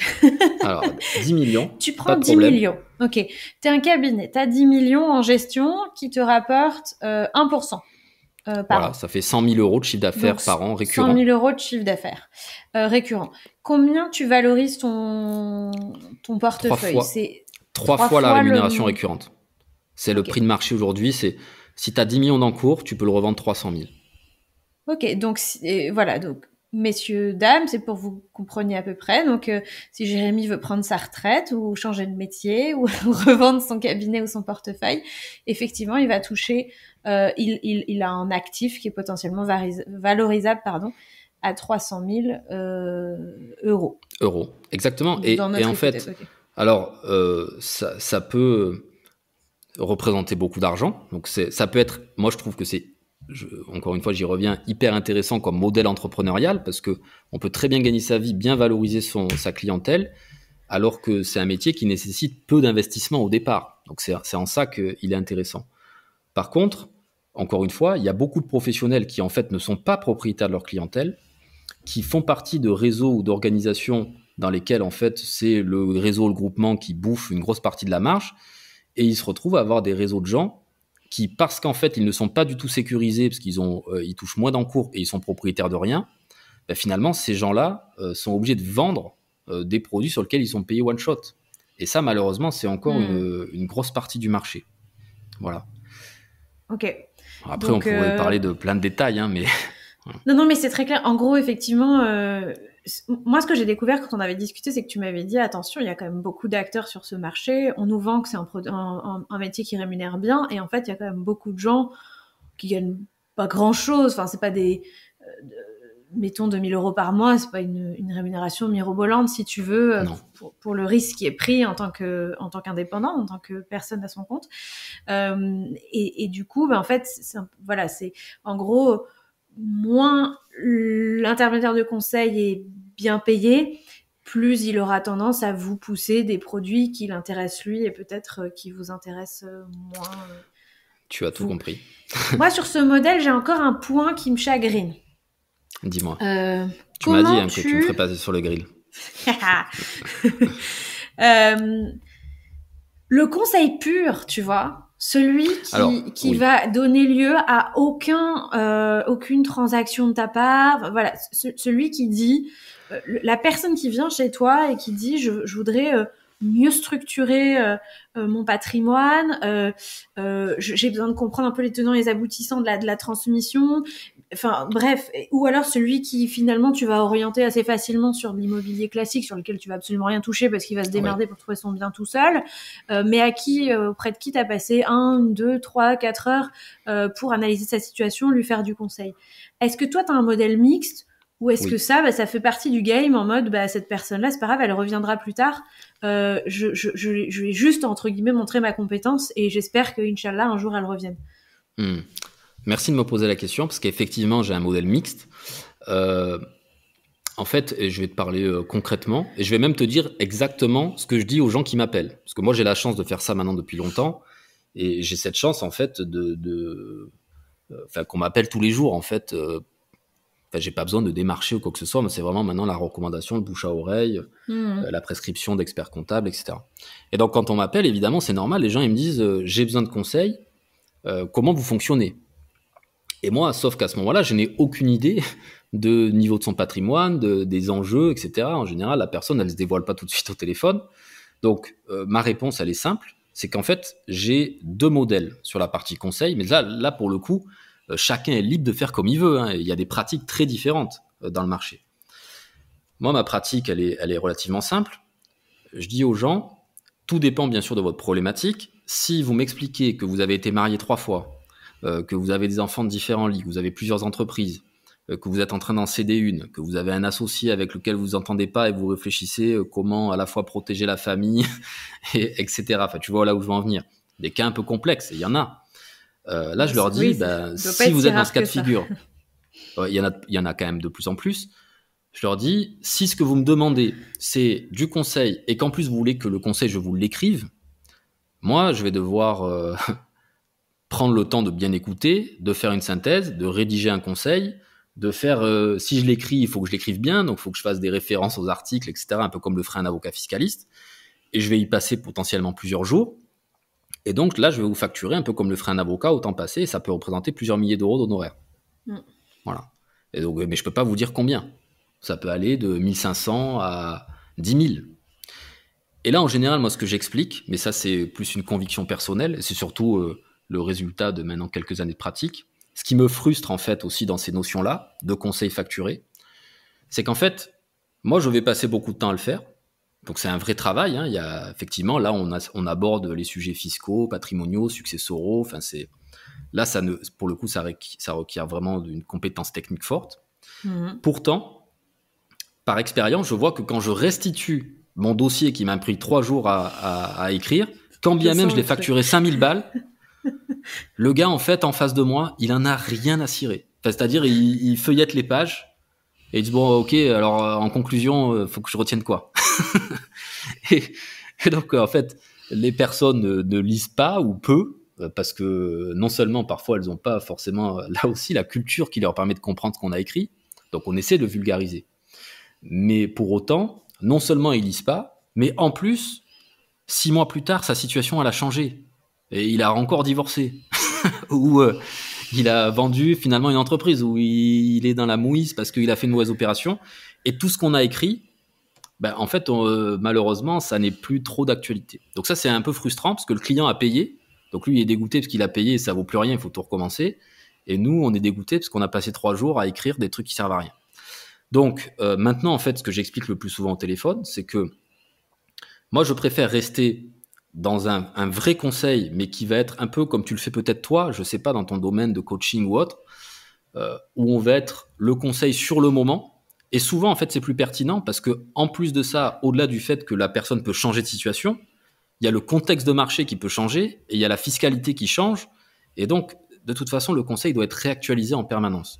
Donc moi, je préfère leur dire, je vous facture un petit forfait d'honoraires de mise en relation. Aujourd'hui, moi, dans ma pratique, c'est entre 300 et 500 euros. Tu vois, donc c'est beaucoup plus accessible, même si tout le monde ne peut pas se le permettre. Mais j'essaie de rester accessible, et ça, c'est notamment depuis que j'ai mon compte Instagram, les investisseurs malins, j'ai beaucoup de demandes de cette nature, avec des gens qui veulent que du conseil pour structurer le patrimoine qu'ils ont déjà, plus ou moins important, ou même des gens qui démarrent. Et donc, là, moi, je n'interviens qu'en conseil. J'ai aucune idée, en fait, de s'ils auront des capitaux ou pas à placer. Donc, effectivement, je leur explique qu'il faut que je rémunère le temps que je passe. Mais ça va être vraiment je leur demande quand même de préparer des documents en amont du rendez-vous pour que je puisse connaître la situation avant qu'ils arrivent. Mais ensuite, pendant 2 heures, on va se débriefer. Ils vont me poser toutes leurs questions et moi, je vais leur dire, en gros, ce que les gens attendent de moi, c'est que je leur dise qu'est-ce que je ferais à leur place avec les connaissances que j'ai et l'expérience que j'ai. Donc là, on va être dans un... Ce que tu veux dire, c'est que l'analyse structurée, approfondie, qui va te prendre plusieurs jours, c'est pas ce que tu préfères, pour les raisons que tu as évoquées. Et en vrai, les gens attendent plus, on va passer 2 heures ensemble. Est-ce que vous pouvez m'aider à clarifier des points et à avoir une orientation Exactement. Ok. Et ça, exactement. En fait, mais si on me demande par contre tu vas les d'écrire, je le facturer fais. entre 300 et 500. Bah, c'est-à-dire que là maintenant j'ai de plus en plus de demandes, donc je suis obligé de filtrer par le prix parce que sinon je m'en sors plus. Donc c'est vrai que c'est 300 de et plus en plus 500 cher. pour 2 heures sur une expertise. Ça reste honnête. Et puis ça Après, me si tu me plaît. demandes à moi, j'ai envie de te dire oui. Après, chacun va trouver ça C'est juste ça. ou pas en fonction de ses moyens. Mais pour pendant le longtemps, coup, je me suis dit que les gens ne seraient pas prêts à le payer, tu vois. Et en fait, finalement, une fois que je l'ai proposé, bon, ça fait plusieurs années maintenant. la coach que je suis, je dirais, c'est qui les gens? Tu vois? Non, mais il y a des gens clients. qui seront prêts. Oui, il y a des clients qui seront prêts à payer. Il y a des gens qui seront prêts à payer, et puis il y a des gens qui seront pas prêts à payer, tu vois. Mais parce après, qu'on n'a quand même pas la culture de l'honoraire en France, hein. C'est aussi ça qu'il faut bien avoir à l'esprit. Sur ce sujet-là. Ouais, sur ce métier-là, non, mais en fait, comme tu le disais, 92% du marché est gratuit, ne serait-ce que par les banques. Et dans le marché des indépendants, il y a aussi beaucoup de conseils gratuits, mais parce que en fait, c'est de la vente. Donc c'est comme disent certains, c'est toi le produit. Ou il peut y avoir du conseil gratuit, par exemple chez le notaire, où on peut prendre rendez-vous, sauf que le notaire, effectivement, lui-même n'est pas philanthrope. De plus en plus, maintenant, certains facturent des honoraires, mais jusqu'à présent, beaucoup de gens allaient chez le notaire et avaient des conseils gratuits, sauf qu'ils n'ont plus le temps. Et donc, ils prennent pas le temps d'écouter. J'arrive encore enfin, chez notre notaire, on en a. Mais après, c'est aussi parce qu'il sait que tu fais des transactions régulièrement. Alors déjà, on fait des transactions régulièrement. Et aussi parce qu'ils ont le monopole sur certains actes.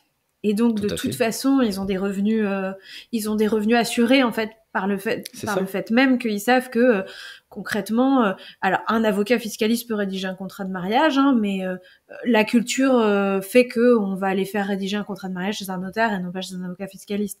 Donc, du coup, concrètement, même quand ils ont pas un monopole, ils savent très bien qu'ils vont aller récupérer ce business-là. Donc, voilà. Bon an, mal an, je pense que la posture est un petit peu différente parce que ils sont moins concurrencés sur leur précaré. Ils vont un peu faire concurrence sur certains domaines, mais ils sont moins concurrencés sur leur précaré en tout cas. Ok, j'avais une. Donc ça, c'est ta pratique. J'imagine effectivement qu'il y a des conseillers qui s'embarrassent pas trop de cette partie conseil. Non, alors pour finir, font directement de la vente. Et du bien coup, sûr. Et en fait, si tu veux, moi, mon fonctionnement aujourd'hui, c'est qu'à l'issue de ce premier rendez-vous, les gens, ils ont le choix. Soit ils partent avec les conseils, et puis entre guillemets, ils font ce qu'ils veulent. Et ça m'arrive même de leur dire, prenez tel contrat sur Internet. Et d'ailleurs, je recommande souvent la même chose que Nicolas Decodin, que je connais bien aussi et que j'apprécie beaucoup pour sa qualité de conseil. Voilà. Et en l'occurrence, sur certains produits, notamment de courtiers en ligne, etc., on recommande les mêmes produits et je connais très bien les fondateurs. Bon, je vais pas citer le nom là, mais bref. Donc, il m'arrive de leur dire, là où c'est le moins cher et le plus intéressant pour vous, c'est à cet endroit. Et parfois, les gens me disent, ok, c'est super, mais je veux quand même que ce soit vous, parce que moi, ça m'intéresse pas. Et c'est là où il y a aussi une différence, tu vois. Nicolas, bon, puisqu'on parle de lui, de par ses démarches en ligne, donc déjà, il a un flux de prospects qui est peut-être supérieur à la moyenne, parce qu'il a créé une belle machine au travers de son blog avec beaucoup de trafic. Donc, il a du flux de clients, donc ce qui lui permet effectivement de facturer peut-être plus d'honoraires que la moyenne du CGP moyen.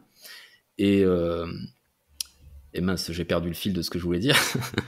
Mais tu veux dire, en fait, en termes de démarche entrepreneuriale, il est un petit peu un ovni, en fait, parmi les gens qui facturent des honoraires, parce qu'effectivement, il a ce blog, il a cette traction qui lui ramène des clients, il a beaucoup d'effets de recommandation, ne serait-ce que par des gens comme moi, ou alors toi tu vas pas le recommander même si tu le connais, mais pour des raisons différentes. Mais si, mais je serais capable de le recommander. Enfin, tu vois, j'ai pas de problème. Enfin, je pense qu'il y a en plus Oui, oui, ça y est, j'ai retrouvé, grâce à toi, j'ai retrouvé le fil de ce que je voulais dire. En fait, son public, donc non seulement il a du flux, mais son public, c'est un public de passionnés. C'est un public de gens Ouais. qui va fouiner, qui va chercher sur Internet la meilleure affaire et tout ça, parce que Nicolas est lui-même comme ça. Donc on a, Et comme tu disais éduqué, d'ailleurs en introduction, il les a il les éduqués a en fait. éduqués, il les Ouais. a éduqués, et on a des clients qui nous ressemblent. Mais encore une fois, 95% du marché sont des gens qui ne veulent pas faire d'efforts. Et c'est Mm. aussi pour ça que parfois ils se font arnaquer. Que tu le disais en introduction, ils sont un peu responsables aussi du fait que parfois ils creusent pas ce qu'ils achètent.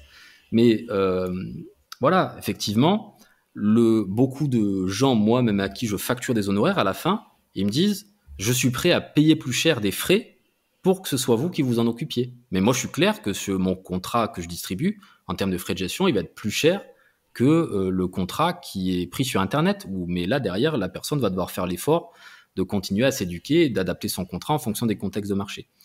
Donc moi, je crois qu'il y a des clients pour tout le monde. C'est surtout ça que ça veut dire. Et ce qui compte, c'est d'être transparent avec les gens et que ce soit fait en connaissance de cause. Je connais aussi des gens qui facturent des honoraires qui sont astronomiques et injustifiés. Moi, j'ai été récemment en concurrence avec un autre CGP, donc qui n'est pas complètement indépendant non plus au sens réglementaire, mais qui a un très beau cabinet à Aix-en-Provence. Il se trouve que le client en question, c'était un propriétaire d'un groupement Intermarché, donc il y avait plusieurs millions d'euros dans une holding. Ben, le gars, en fait, j'ai bien compris son mode de fonctionnement. Il facture entre 10 et 20 000 balles d'honoraires rien que pour regarder le dossier. Parce qu'en fait, parfois, dans la psychologie des clients, pour être pris au sérieux par certaines personnes très riches, si tu les cartonnes Tout à pas fait. d'honoraires, en fait, il y a des gens même qui sont fiers de payer cher juste pour pouvoir dire à leurs amis, ah, j'ai payé un mec 15 000 balles, mais je l'ai même pas senti. Ça existe aussi. Et t'as des professionnels qui en profitent, qui facturent 15 000 euros d'honoraires, qui vont quand même prendre plein de commissions sur les produits financiers qui vont être vendus, et qui en plus vont réussir à vendre l'idée aux clients que pour bien faire le job à long terme, ils doivent facturer des honoraires chaque année pour suivre le portefeuille, alors qu'ils sont déjà payés sur les encours et avec le récurrent dont on a parlé tout à l'heure. Donc effectivement, il y a des pratiques de marché qui sont très différentes et il y a des clients qui acceptent ou non les conditions qui leur sont offertes. Mais pour en revenir aux gens qui ne facturent que des honoraires, ben effectivement, en général, l'accès aussi au service, il est limité à des gens qui ont des patrimoines plutôt très importants. Et par contre, ouais. Je pense en synthèse, tu vois, je me dis que les gens peuvent aussi, finalement, le calcul, il est pas si compliqué que ça. Concrètement, en fonction du montant dont on parle et de ce que vous avez à placer, si vous allez voir un conseiller qui facture aux honoraires, ben, voilà, vous aurez un prix. Comparez-le à 1% du montant que vous avez à placer. Et voyez finalement quel peut être le modèle qui est le plus intéressant par rapport à votre situation. Et puis vous saurez aussi probablement que moins vous avez à placer, plus les honoraires vont représenter une partie importante du conseil. Et que peut-être à l'inverse, plus vous avez beaucoup à placer, et plus. Alors, je voudrais pas être à ce point schématique, tu vois, mais d'autant que il y a un autre facteur qui rentre en jeu. Il y a aussi la question de, enfin voilà, si tu recommandes des produits qui sont rémunérateurs pour toi, mais aussi en plus dont les frais sont importants. Voilà, bref, il y a quand même une question sur les frais qui est quand même sensible, mais on peut peut-être se dire ça. Maintenant, vous avez des chiffres, vous avez à peu près une idée de ce que touchent les conseillers, à peu près en tout cas, et donc vous voyez, ok, si je vais chez quelqu'un qui facture des honoraires, je vais y gagner. Quel est ce que je vais gagner sur les non-rétrocommissions, mais en revanche, si effectivement on va facturer 3 000 euros d'honoraires alors qu'en rétrocommission j'aurais perdu que 1 200, peut-être qu'effectivement vous pouvez vous dire je vais peut-être m'orienter vers un modèle plutôt qu'un autre, et en tout cas maintenant vous avez des chiffres pour pouvoir vous orienter. Et peut-être pour donner un dernier exemple, un contre-exemple, tu vois, de ce qui pourrait se passer. Bon, j'espère que Nicolas nous en voudra pas, on a parlé beaucoup de lui. Mais d'ailleurs, dans tous les podcasts que j'ai pu faire, à chaque fois on parle de lui parce que moi je trouve que sa démarche elle est super, dans le sens où il aide Nicolas beaucoup de gens. Ouais, non mais il aide beaucoup de gens au travers de son blog, c'est très qualitatif. Pour moi, je milite pour l'éducation financière des gens. Je me bats tous les jours pour essayer de donner des infos gratuitement aussi, y compris sur les réseaux sociaux. Mais je vais donner un contre-exemple, c'est que par exemple, Nicolas qui est plutôt sur un modèle d'honoraire, moi, je l'ai souvent entendu parler que sa propre expérience de l'immobilier, toi qui aimes l'immobilier, lui, il est plutôt produit financier, culturellement. Oui. Et Il s'en cache pas. Il s'en cache pas. Et je l'ai souvent entendu dire, ou j'ai souvent lu certains de ses posts sur LinkedIn, par exemple, sur lesquels il partageait son expérience des SCPI, où il était très content parce qu'il gérait rien. Pour le coup, etc. il est assez friand des SCPI. En fait, il est assez friand de manière générale de la finance sans gestion. C'est ça. Mais alors, je prends l'exemple. J'espère qu'il m'en voudra pas de dire ça. Vous allez voir Nicolas. Alors, c'est un peu, ça aurait pu être n'importe qui fait du conseil indépendant. Parce que le client, il exprime le fait qu'il veut des revenus complémentaires sans s'emmerder la vie, etc. Bon, on se dit, les SCPI, pourquoi pas, ça répond aux objectifs du client. Il va payer des honoraires pour avoir ce conseil. Alors, il aura effectivement d'autres conseils autour de ça, hein, fiscaux, successoraux, etc. Mais admettons qu'à la fin, parmi les conseils, il y a le fait d'investir potentiellement à SCPI. En fait, le client aura payé des honoraires et ensuite il ira acheter tout seul des SCPI qui lui ont été recommandés.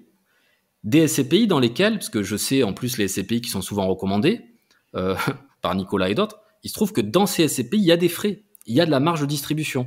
Et même si le client va l'acheter directement sur Internet, directement auprès du gestionnaire de la SCPI, ben c'est le gestionnaire qui va garder la marge de distribution dans la poche.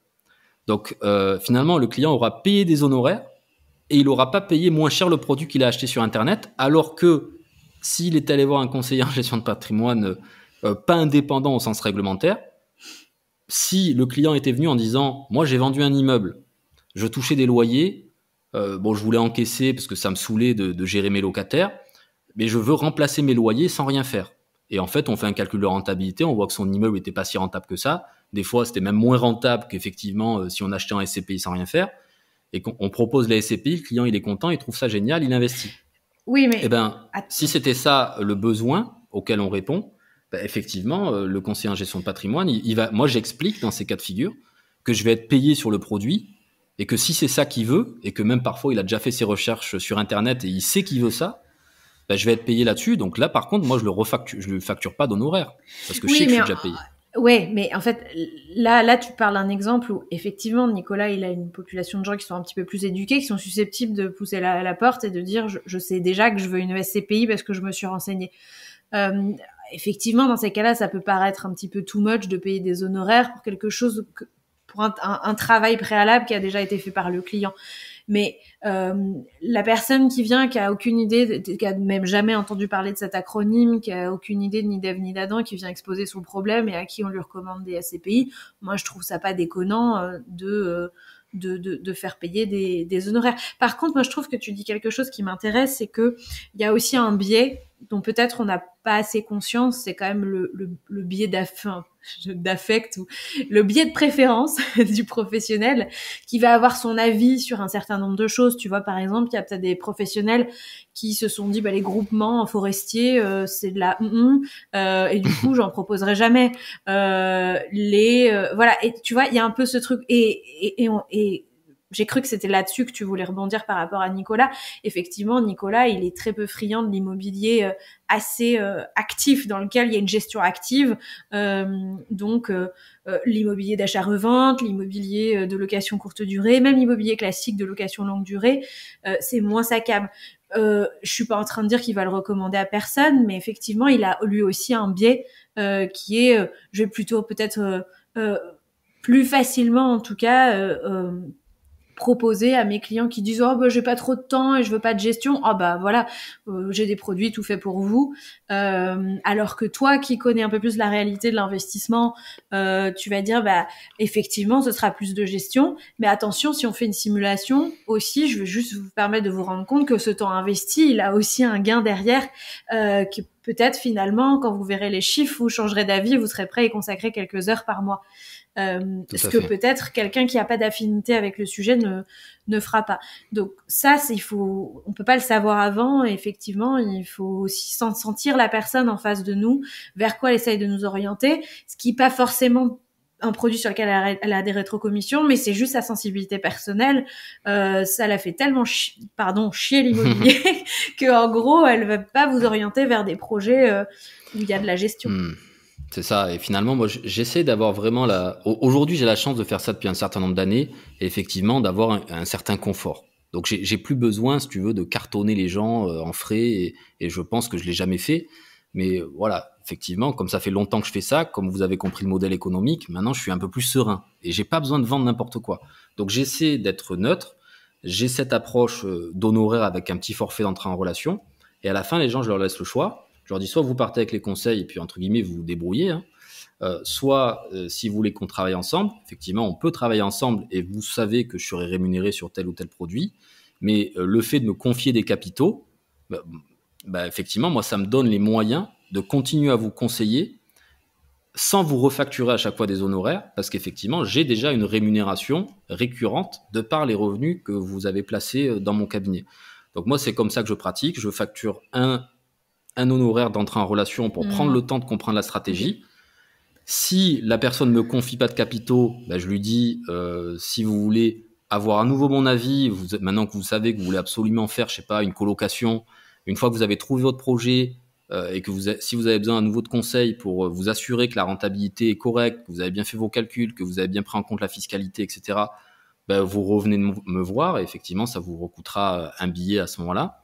Mais je laisse le choix aux gens et je pense que ce que les gens apprécient, c'est qu'effectivement maintenant avec les années, moi je leur dis, j'oppose pas dans mon discours l'immobilier direct au SCPI. Je dis ça dépend des objectifs et les deux sont bien. Je leur dis moi je fais les deux.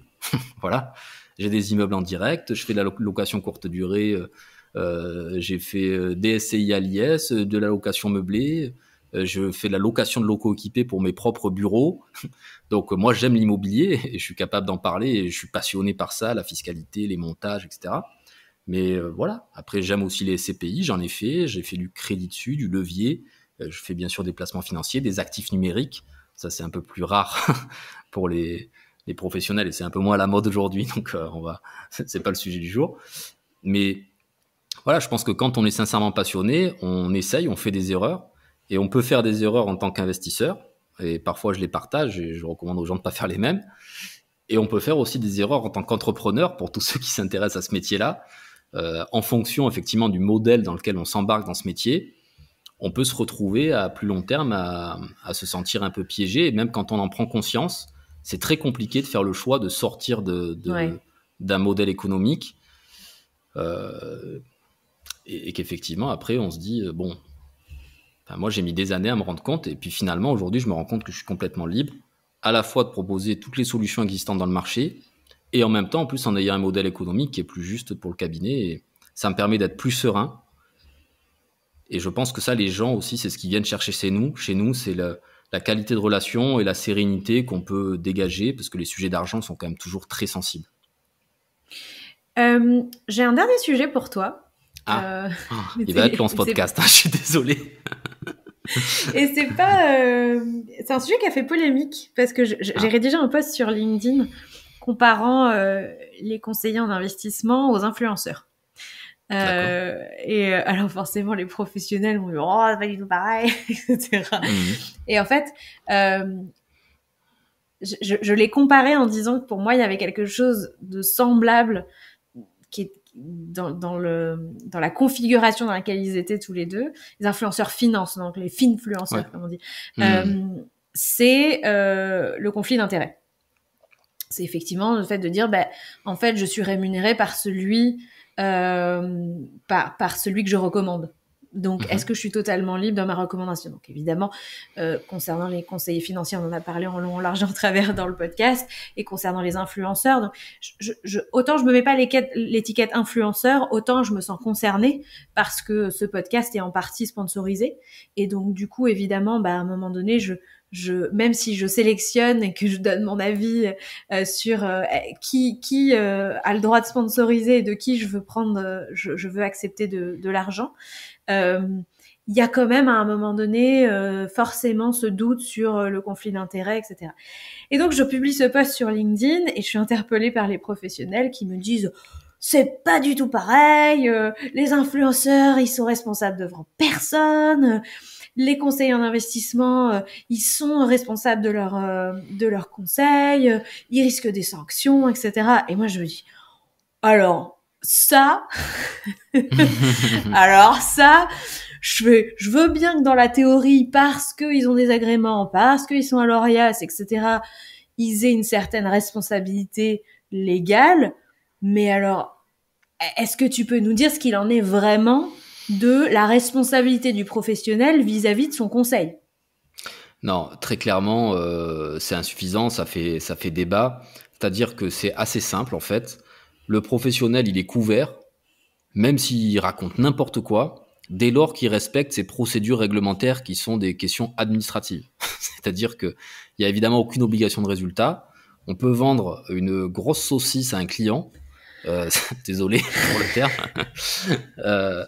Si en fait on a respecté sa procédure de CIF, c'est-à-dire qu'on a fait un document d'entrée en relation, on a fait une lettre de mission, on a rempli un questionnaire profil investisseur, on a écrit un rapport d'adéquation, que le fait bien sûr que le produit était en corrélation avec la demande du client, etc. Si on a fait ça, que le client, ce que j'imagine tous les conseillers font, le rapport évidemment d'adéquation. parfaitement.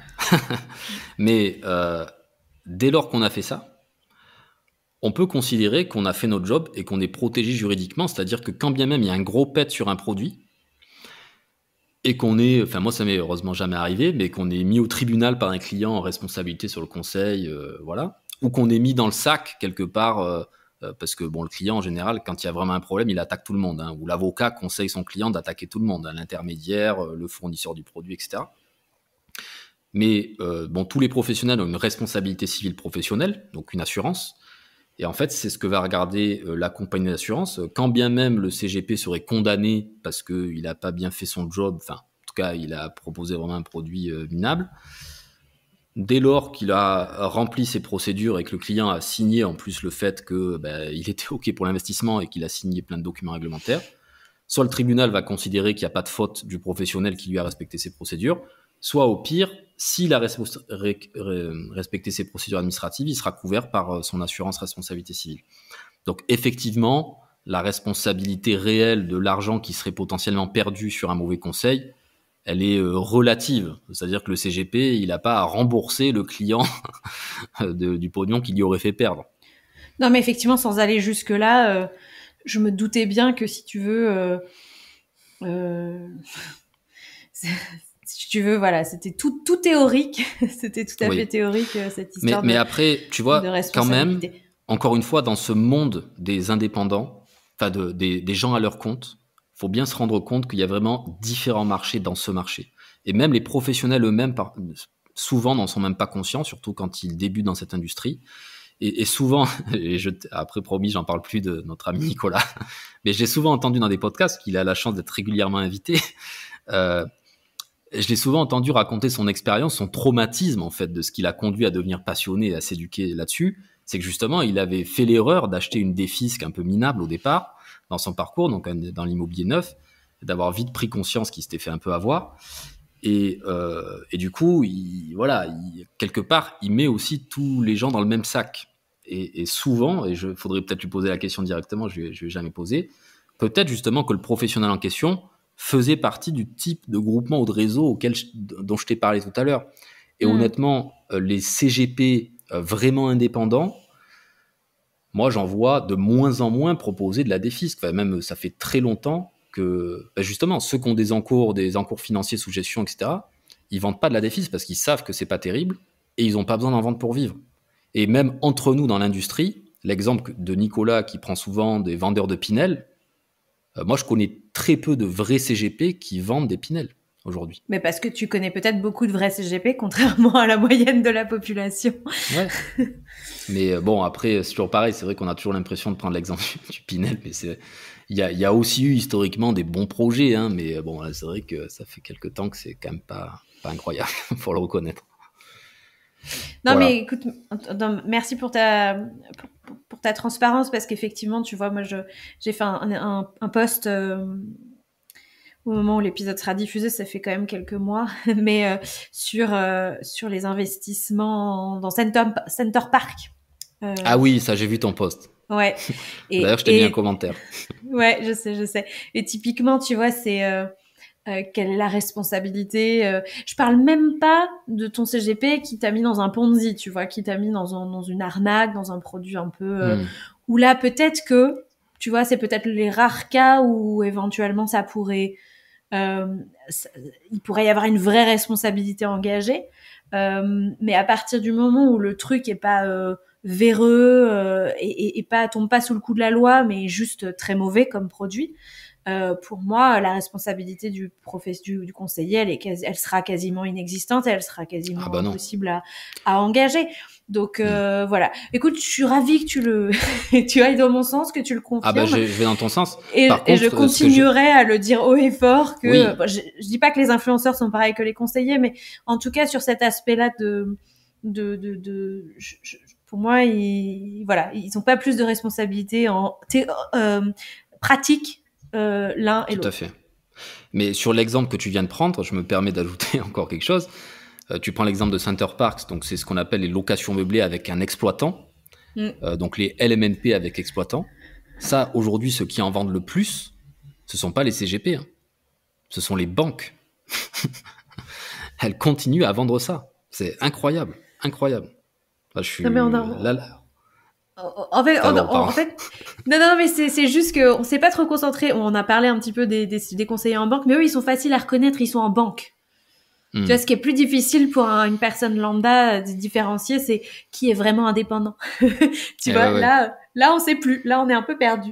En revanche, on a bien compris que le conseiller en banque, il était plus vendeur que conseiller. Et malheureusement, comme tu dis, c'est 9 conseillers sur 10, c'est 92% du marché. C'est un conseil qui est gratuit et qui est largement accessible puisque on a tous une banque et on a tous un conseiller bancaire.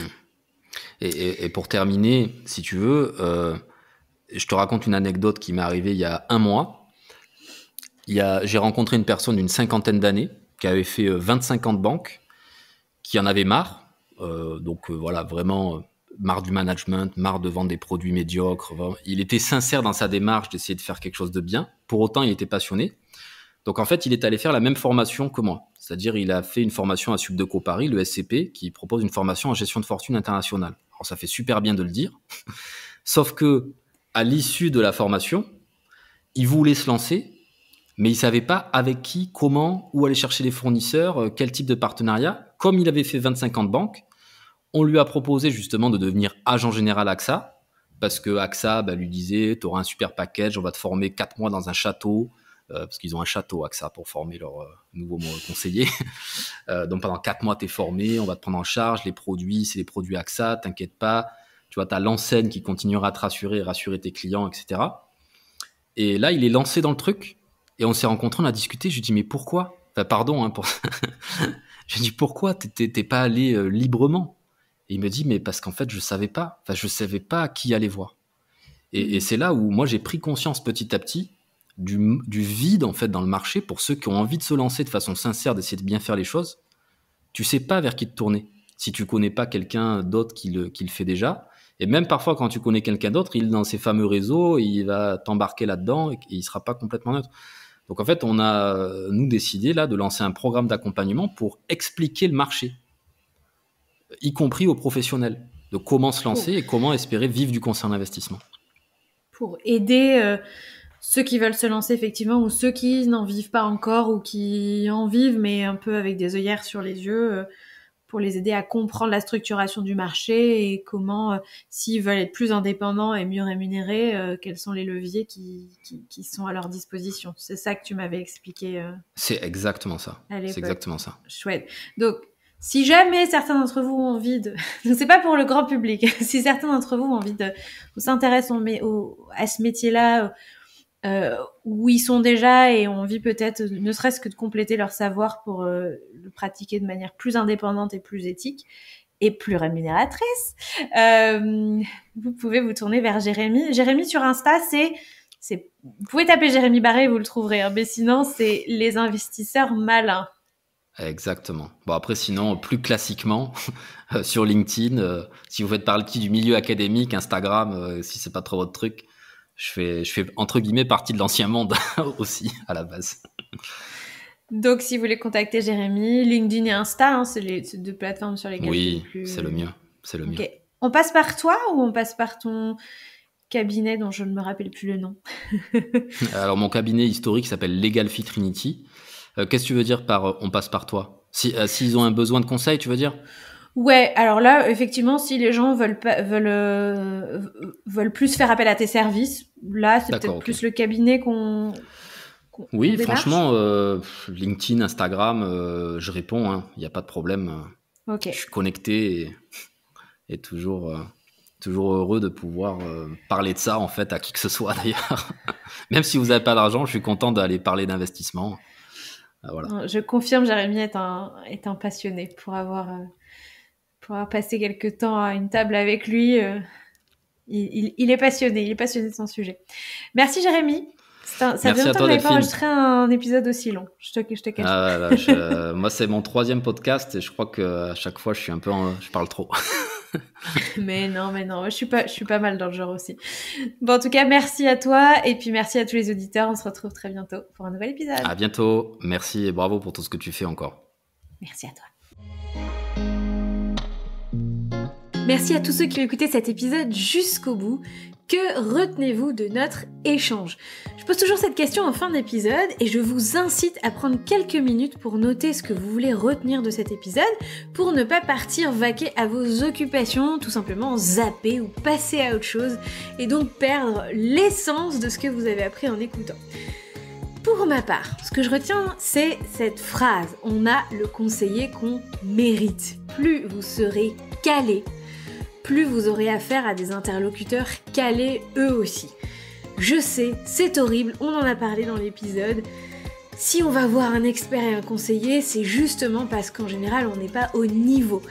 Mais malheureusement, c'est pas tout à fait comme ça que ça marche. Plus vous serez novice, plus vous aurez affaire à des interlocuteurs novices qui auront tendance aussi à prendre des raccourcis pour la pédagogie de leurs explications, et on peut décemment le comprendre, et dont les conseils seront pas probablement eux aussi des conseils de débutants.